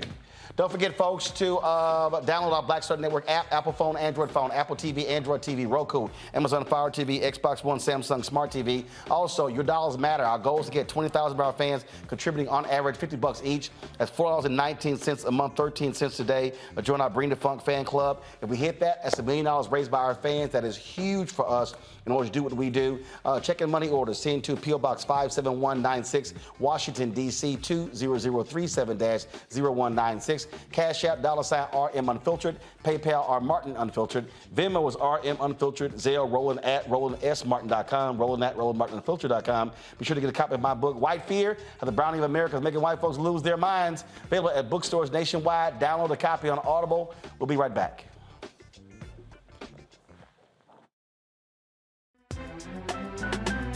I'm Faraji Muhammad, live from LA.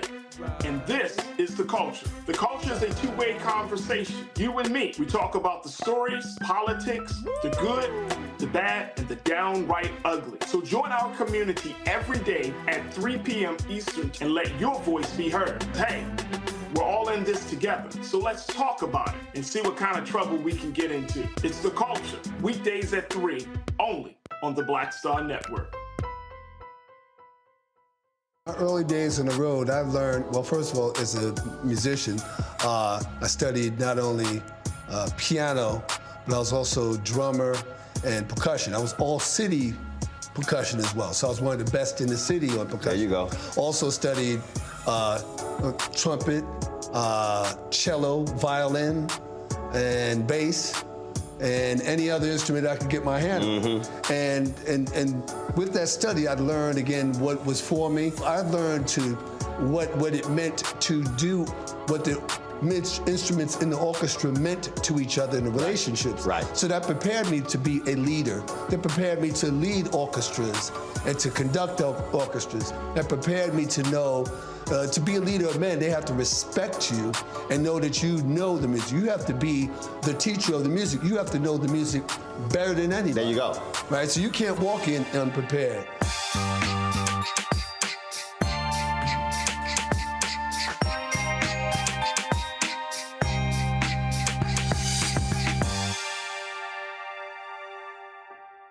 Hi, my name is Freddie Ricks. I'm from Houston, Texas. My name is Sharon Williams. I'm from Dallas, Texas. Right now, I'm rolling with Roland Martin, unfiltered, uncut, unplugged, and undamn believable. You hear me?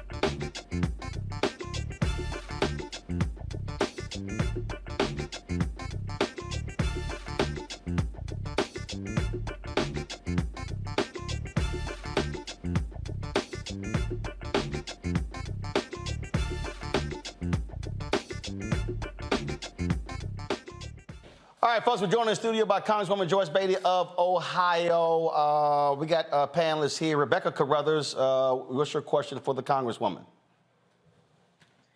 Well, first, thank you, Congresswoman Joyce Beatty, for joining us tonight, and also my Link sister. So it's good to hear from you tonight. Thank you. My question is, currently the Congressional Black Caucus is about 58 members, That's and with correct. the recent Supreme Court case in Allen v. Milligan, it looks like there might be a creation of up to 5 more majority Black congressional seats across the South. So if Democrats were to take back the House in the next Congress, the CBC will be one of the largest voting blocks, meaning nothing will pass Congress without going through the Congressional Black Caucus. And so can you tell our viewers what is the Congressional Black Caucus's Black agenda? Because oftentimes there's pushback and there's criticism saying that the CBC isn't doing enough for Black people. But can you take a moment to talk about that Black agenda? Absolutely. And first of all, thank you very much for that. And also to Roland, because right before we took a break, Roland said, so many people will say, I don't know what the Congressional Black Caucus stands for or what they're doing. Well, you know, my first answer is like Roland's. Well, who are you listening to? And how many times have you called me? So when people say that to me, I'm an open book, easy to get to. But let me just tell you, because your question is so on point. So if you look at wealth, if you look at small businesses, if you look at entrepreneurship, let's start there.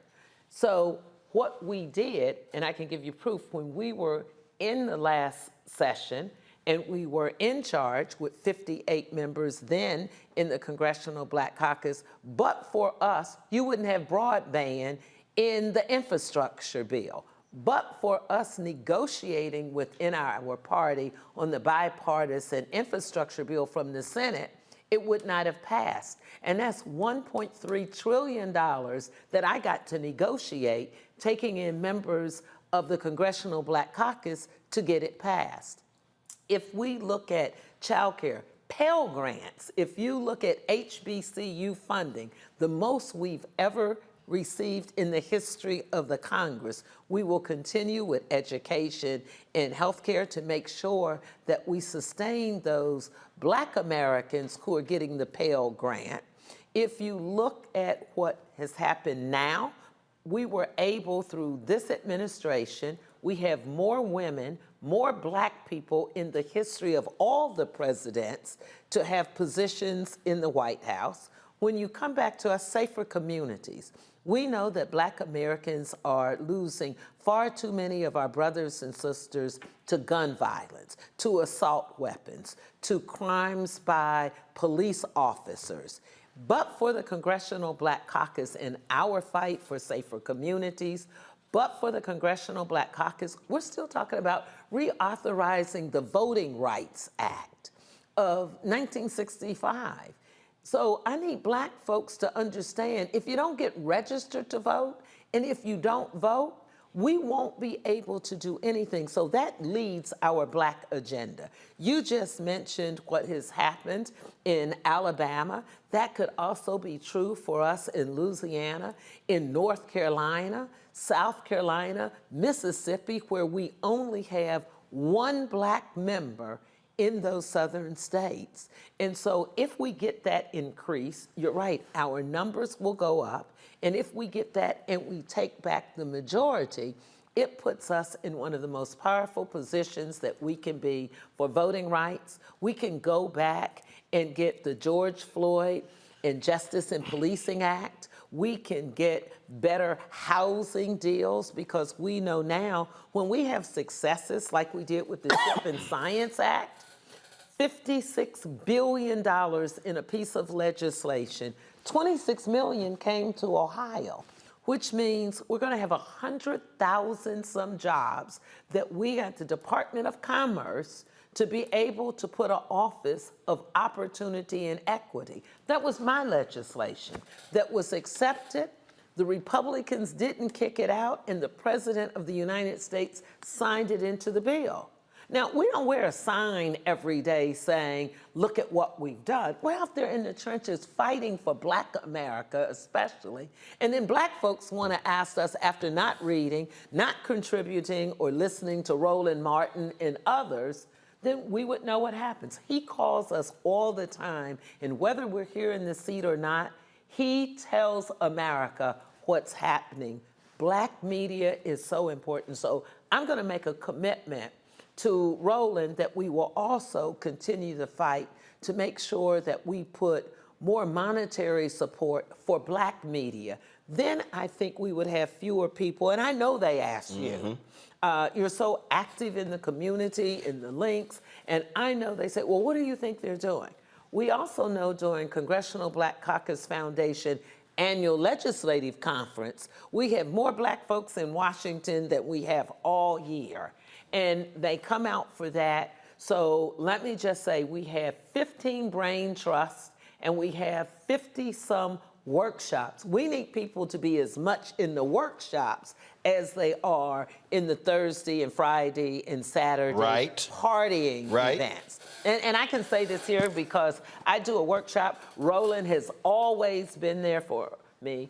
Michael Eric Dyson for 11 years has been the moderator for my panel, and we deal with wealth, money, and disparities. And this year we're going to talk about, because Roland said it, all black folks don't live in poverty. So we have to protect the least of us, but we have to stand up for those of us who are entrepreneurs or who could have a few more zeros if the government helped them, like my Republican colleagues do, to help the 1%, the wealthiest of us. So we're going to be fighting for justice and equality, healthcare, education, safer communities, and to make sure that we get the right type of information and legislation we need to protect women's rights.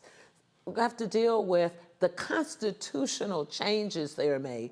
Think about it, 50 years of Roe v. Wade, and with the strike of a vote in a pen, Republicans can set us back 50 years. Well, if they'll do that for that, they'll do it for the things we're saying, taking away Black History Month. And we know Black history is American history. And they want to deny us what we can read, what our children can read about Black Americans, like Amanda Gorton, Michelle Obama. So those are some of the things we're going to be doing. And I'm glad you asked me that question so I could go on my spiel to all America, but Black America. Jesse. Yeah, so first of all, I just want to thank you for taking time out to speak with us.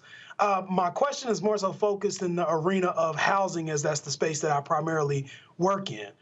For those people who are not currently homeowners and who are currently renting, one of the things that people were really impacted by during the COVID pandemic was an inability to achieve what was necessary in order to fulfill rental amounts and fulfill rental obligations during the time of COVID. And even now, people are still slowly trickling back to work, but still not in the scope that we would need it to be.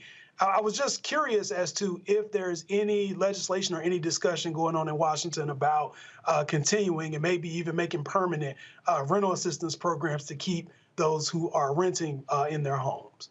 I think that's a good question, and let me say yes and yes. We have a very strong member of the Congressional Black Caucus who serves as the ranking member on housing, and that's Emanuel Cleaver, someone who has committed a lifetime of work to housing. But I'm glad you brought this up because during the global pandemic, again, but for the Congressional Black Caucus with Maxine Waters, with myself, Cleaver, Al Green, and so many more, we would not have been able to put the moratorium on making sure those who couldn't pay their rent weren't evicted. For those homeowners who couldn't pay their mortgage, we put a moratorium on that they wouldn't lose their house, they wouldn't be evicted, but we also protected those landlords because many of them were Black folks renting out places. So we protected both sides. If you look at the work we're doing right now, we're fighting for our lives to make sure that we protect those who are in Section 8. Many states have a long wait list for you to get on Section 8. And there is a direct linkage to what some of my colleagues on the other side are trying to do with how you live in your housing with also TANF and your benefits there. We're not opposed to saying people have to work to get the requirements for it, but we didn't like what they did. We've had work requirements forever, but they wanted to play with the age limit to make it more difficult for people to get their relief that the government set up for them. And as you know, that relief helps many people pay their rent and stay in their homes. But we are definitely continuing to fight for the rental assistance programs that we have. Right now, we're fighting to keep them. Hopefully, in the next Congress, we will have Hakeem Jeffries as the Speaker. We will have the control, and the Congressional Black Caucus will grow by 3 or 5 members. Robert? Thank you so much for joining us this evening, Congresswoman. So piggybacking on something you said earlier, going into 2024, Democrats should be able to campaign around the country saying that coming out of a global pandemic in 2020, coming out of a insurrection that nearly tore the country apart, having insurrectionists being members of the Congress and members of the Senate, Democrats were able to pass a $1.5 trillion Inflation Reduction Act, $1.7 trillion infrastructure bill, $3.5 trillion omnibus spending bill, $4 trillion in the debt ceiling deal. We were able to confirm over 250 federal judges, 3.5% inflation rate, the 350,000 jobs created just last year. You mentioned the executive branch, a African-American female vice president, African-American female White House press secretary, African-American female Supreme Court justice, African-American female UN representative, African-American female Federal Reserve representative, black man as the defense secretary, black man as the national security advisor. When you are talking about this record that Democrats have had, and you mentioned earlier you're not walking around with a cape written on there, why not? Why is this message not being spread to the American people? If you look at the poll numbers, people assume a lot that Congress and this administration aren't doing something. Meanwhile, this has been one of the most effective first terms of any president since the New Deal. What will it take to get that message out to the rest of the American people? Well, I think just like you just said it, as a great American calling into this show, and I assure you, we rattle off all of those statistics that you just mentioned, many first. And if we want to talk about the economy, which people say, what are you concerned about? They say safer communities. They say the economy because I want to pay for my shelter over my head. I want to pay for my children to go to college. I want to pay for food. We do that. And you're so right. Many folks did not realize that we have a black woman that is president of XM, Export Import, another sister that I wanted to bring. We have on the Federal Reserve banks, a brother in Atlanta, and we have a sister. So we've done so much in addition to the things you rattled off. But let me just say this, because Roland has a large audience. And when black media and white media invite us and call us, we say it there, but we also put it out on our Facebook and all over social media. Every single thing you've said, the White House, the Biden-Harris team, in every speech, President Biden will tell you, I've done more for black Americans, and he'll rattle off those same individuals and hired more women than all of the past presidents together. So we're doing it, but we have to be open, that we have to be reading and watching more than reality TV shows. We have to be engaged with black media.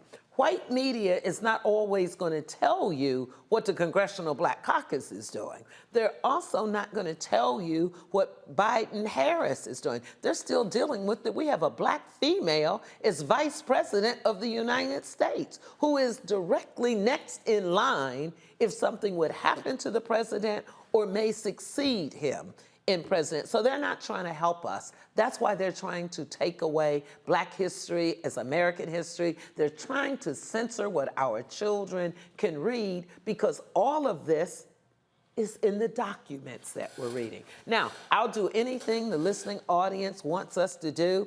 I'm not bashful about saying what we've done or tooting our own horn, because much of those things that you just referenced happened during my leadership as chair of the Congressional Black Caucus, with Congressman Stephen Horsford as my vice chair, and now doing an amazing job as a black man leading this country and leading the issues for black America. We could not be in a better position than we could be without having Stephen Horsford leading us. So we'll continue to tell our stories. We'll ask Roland to say it every week if we need to do it.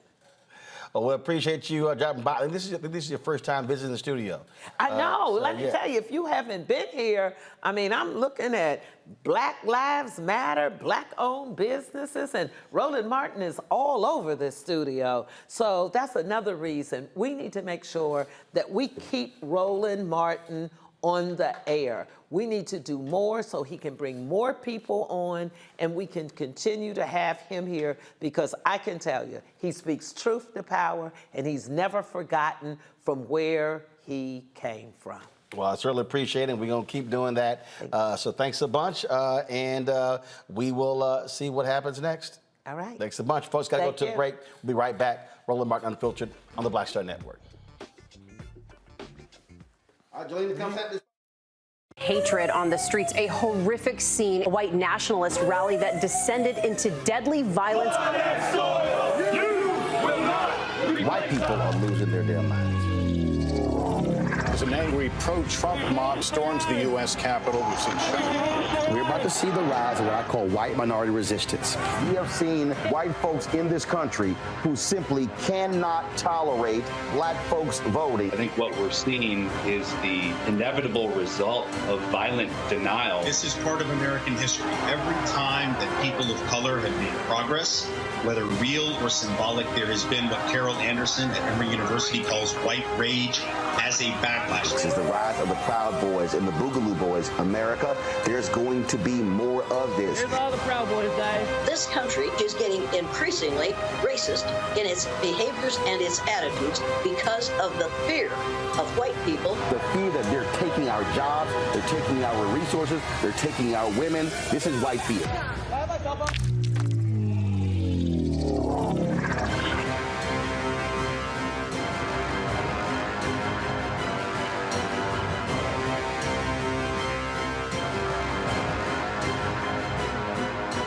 Black Star Network is here. Oh, no punch! I'm real revolutionary right now. Thank you for being the voice of Black America. All momentum we have now, we have to keep this going. The video looks phenomenal. See, there's a difference between Black Star Network and black-owned media and something like CNN. You can't be black-owned media and be scared. It's time to be smart. Bring your eyeballs home. You dig?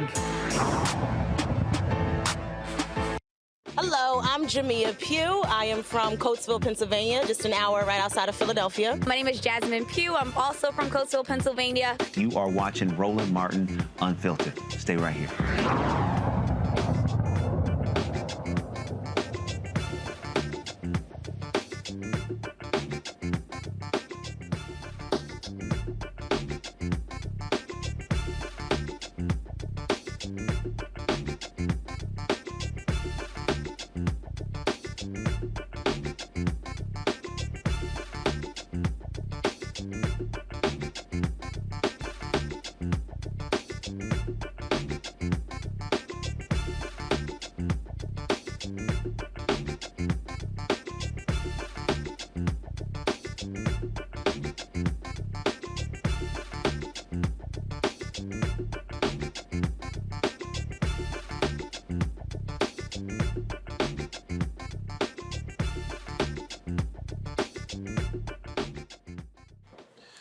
In Georgia, opponents of Atlanta's proposed police and firefighting training center are suing the city for delays in approving a petition drive that seeks to force a voter referendum to halt the complex. A lawsuit filed Tuesday in Fulton County Superior Court by community member Mariah Parker is a last-ditch effort to halt Cop City. The proposed $90 million facility would replace inadequate training facilities. Robert? Look, a lot of people spoke out against this, and I had some city leaders on. I had Councilman Bond, and he said, "Hey, there are people in Atlanta who support this. They're moving forward." What do you make of this? Those are not the people in Atlanta I've talked to. I mean, I'm on the radio almost 5 days a week, and our callers call in for 3 hours a day, and I haven't found one that supports it. The people in those communities feel that this was a deal that was done without community support, without community being informed, that it wasn't really until the final vote was taken that many people have found out that the votes were taking place. I mean, when you have a vote scheduled for 5:30 a.m. and you limit community input and community comment, of course people are going to have this conceptualization that this is a sweetheart deal deal between the developers and between the city and the elected officials that does not have the input of the people that are intended to be governed. And people have legitimate questions of this training facility used to be in Macon, Georgia, almost 2 hours south of Atlanta. Why does this need to be directly in the middle of a predominantly black community where we could have retail, we could have housing, we could have all sorts of other things. But this type of facility without community support, I think that this was a mistake on the part of the city, and I think there's going to be backlash going forward for all of the elected officials, much like we saw with the stadium vote years ago when you did not have community support, and suddenly this is just done, and the developers are happy, the people with money are happy, but the citizens are upset. Rebecca, what do you make? Again, residents are opposing this, and so the city, this thing is not done deal yet. Well, here's the other thing. The clerk's office, instead of taking like the usual 7 days to approve the language, the referendum to actually be on the ballot, it took 14 days. And so there's issues with that because normally groups who get a referendum on the ballot will have 60 days to collect signatures to make sure that it actually makes it to the ballot. But because it was slow walked, organizers are only going to have 58 days to collect the requisite signatures that they need for it to be on the November 7th ballot.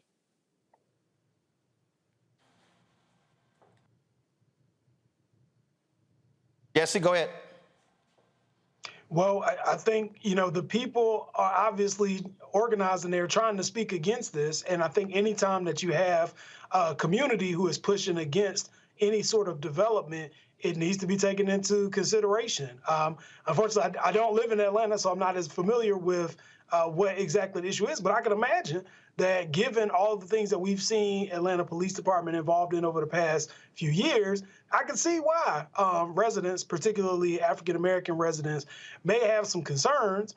We also know that there are a lot of needs that are in just every American city. There's a need for affordable housing and more access to it. There's a need for expanding on our educational opportunities and educational facilities.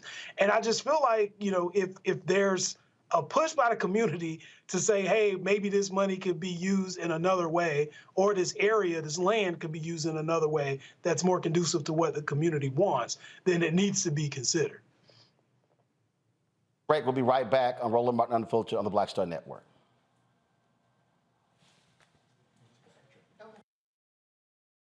Up next on The Frequency with me, Dee Barnes. She's known as the Angela Davis of hip-hop. Monet Smith, better known as Medusa, the gangsta goddess, the undisputed queen of West Coast underground hip-hop. Pop locking is really what indoctrinated me in hip-hop.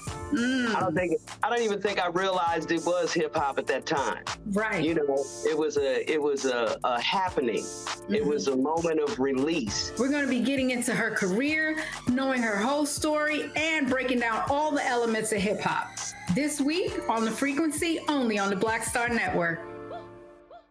My early days on the road, I've learned, well, first of all, as a musician, I studied not only piano, but I was also drummer and percussion. I was all city percussion as well. So I was one of the best in the city on percussion. There you go. Also studied trumpet, cello, violin, and bass, and any other instrument I could get my hand on. And with that study, I'd learned again what was for me. I learned what it meant to do what the instruments in the orchestra meant to each other in the relationships. Right. So that prepared me to be a leader. That prepared me to lead orchestras and to conduct orchestras. That prepared me to know to be a leader of men, they have to respect you and know that you know the music. You have to be the teacher of the music. You have to know the music better than anybody. There you go. Right, so you can't walk in unprepared.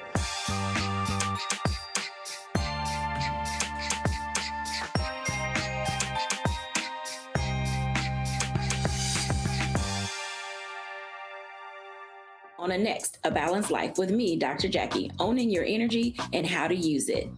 Trust me, it impacts the people on your job, who you attract, and even your love life. what you give out is what comes back to you. So like attracts like, right?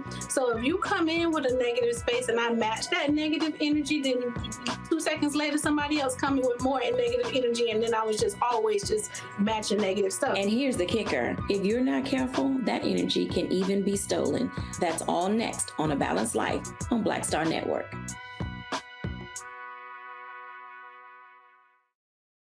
Me, Sherry Shepard with Sammy Roman. I'm Dr. Robin B., pharmacist and fitness coach, and you're watching Roland Martin Unfiltered.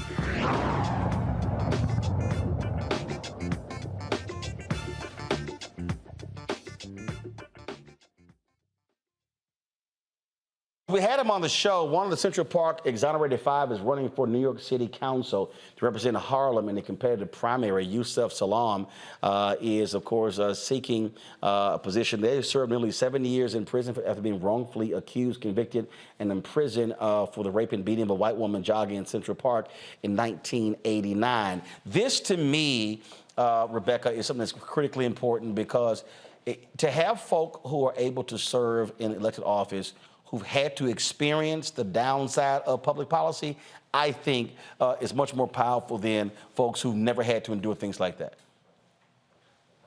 You know, it would be pure poetic justice to see him serve in office and then see the former president who took out a full-page ad against him in prison. To see those roles reversed, it would be the ancestors rejoicing.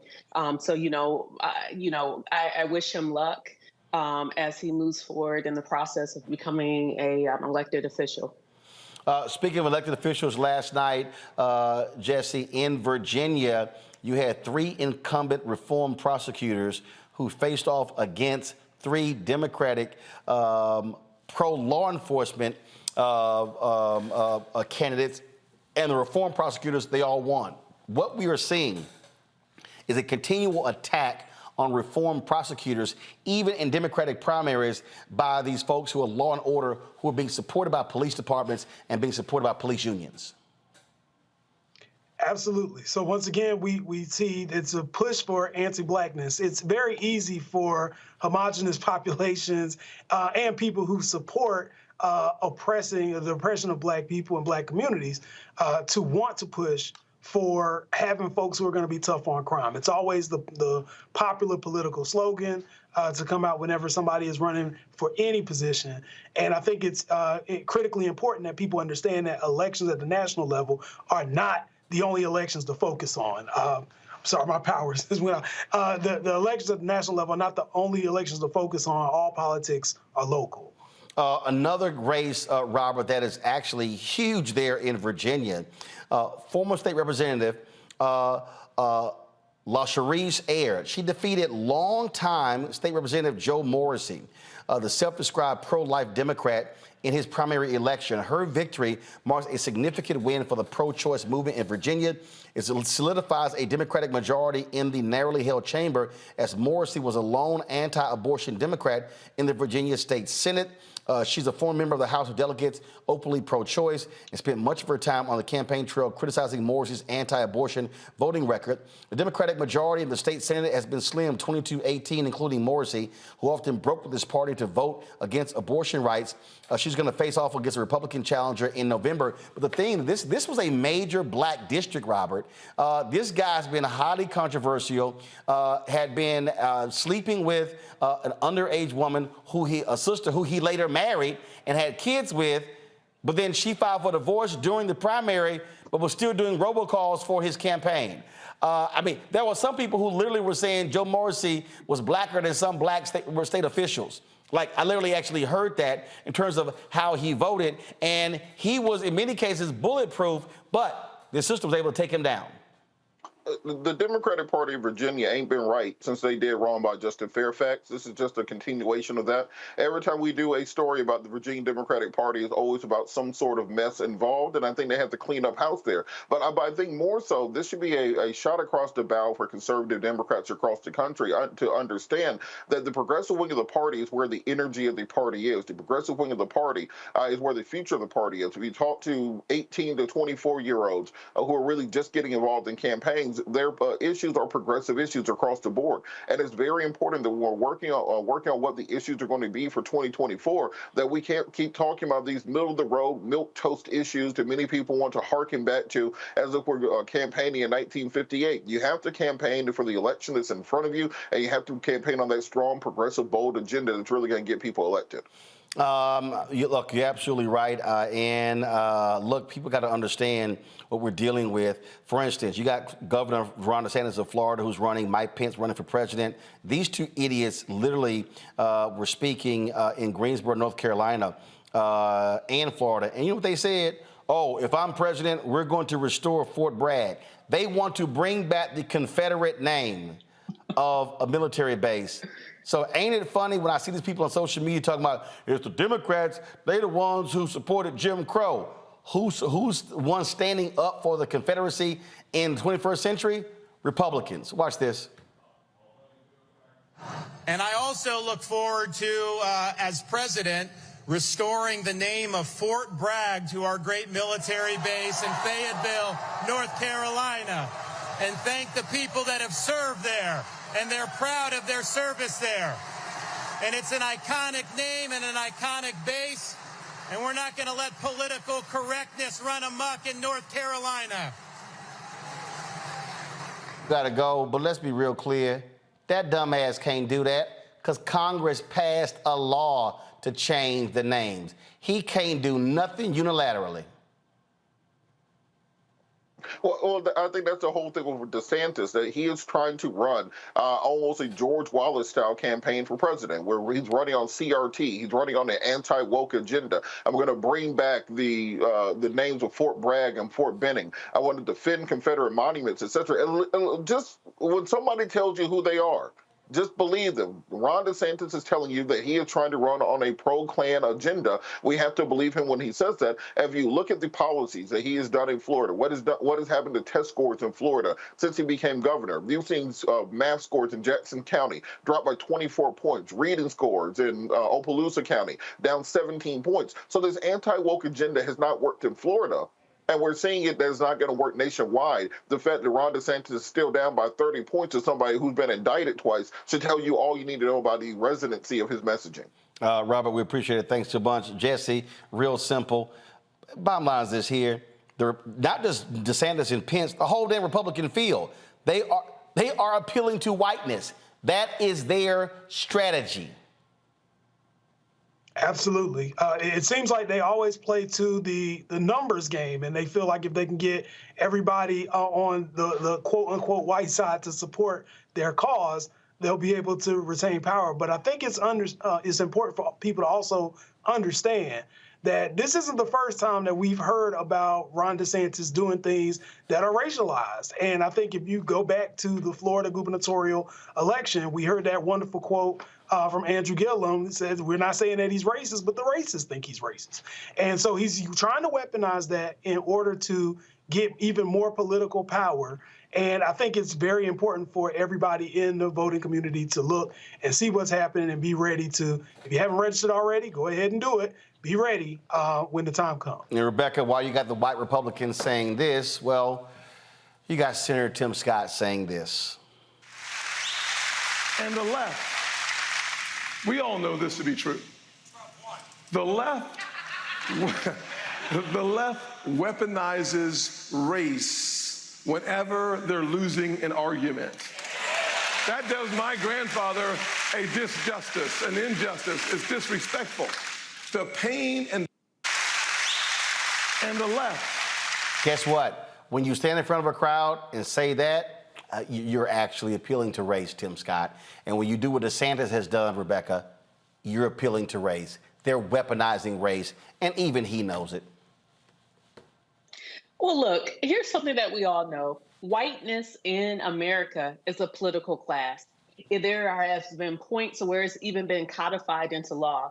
When I think about other Black South Carolinians, I think about in the 1890s when you actually had some Black South Carolinians who are actually in the state legislature. And there's actually, you could go back and read the record, read the actual debate where you had these Black legislators trying to grandfather themselves and all of their descendants to be classified as white.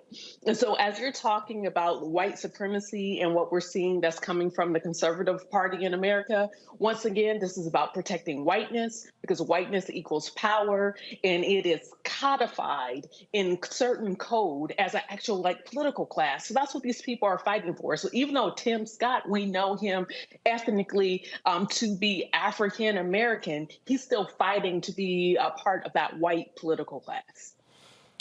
Absolutely. Jesse, Rebecca, Robert, I appreciate all three of you being on today's show. Thank you so very much, folks. That is it. I will see you guys tomorrow. Right here on Roland Martin Unfiltered. Do not forget, support us in what we do. Download our app, Black Star Network app, Apple phone, Android phone, Apple TV, Android TV, Roku, Amazon Fire TV, Xbox One, Samsung Smart TV. Also, join our Bring the Funk fan club. Send your check and money order. P.O. Box 57196, Washington, D.C. 20037-0196. Cash App, $RM Unfiltered. PayPal, R Martin Unfiltered. Venmo, RM Unfiltered. Zelle, RolandSMartin.com. Roland at RolandMartinUnfiltered.com. Be sure to get a copy of my book, White Fear, How the Browning of America is Making White Folks Lose Their Minds. Available at bookstores nationwide, Amazon, Barnes & Noble. Download your copy on Audible. Folks, that's it. I'll see y'all tomorrow. Holla! Folks, Black Star Network is here. Oh, no punches! I'm real revolutionary right now. Support this man, Black Media. He makes sure that our stories are told. Thank you for being the voice of Black America, Roland. Stay black. I love y'all. All momentum we have now, we have to keep this going. The video looks phenomenal. See, there's a difference between Black Star Network and Black-owned media and something like CNN. You can't be Black-owned media and be scared. It's time to be smart. Bring your eyeballs home. You dig? Pull up a chair. Take your seat. The Black Tape with me, Dr. Greg Carr, here on the Black Star Network. Every week, we'll take a deeper dive into the world we're living in. Join the conversation only on the Black Star Network. Hi, I'm Dr. Jackie Hood Martin, and I have a question for you. Ever feel as if your life is teetering and the weight and pressure of the world is consistently on your shoulders? Well, let me tell you, living a balanced life isn't easy. Join me each Tuesday on Black Star Network for A Balanced Life with Dr. Jackie. We're all impacted by the culture, whether we know it or not. From politics to music and entertainment, it's a huge part of our lives, and we're going to talk about it every day right here on The Culture with me, Faraji Muhammad, only on the Black Star Network. I'm Deborah Owens, America's Wealth Coach, and my new show, Get Wealthy, focuses on the things that your financial advisor and bank isn't telling you, but you absolutely need to know. So watch Get Wealthy on the Black Star Network.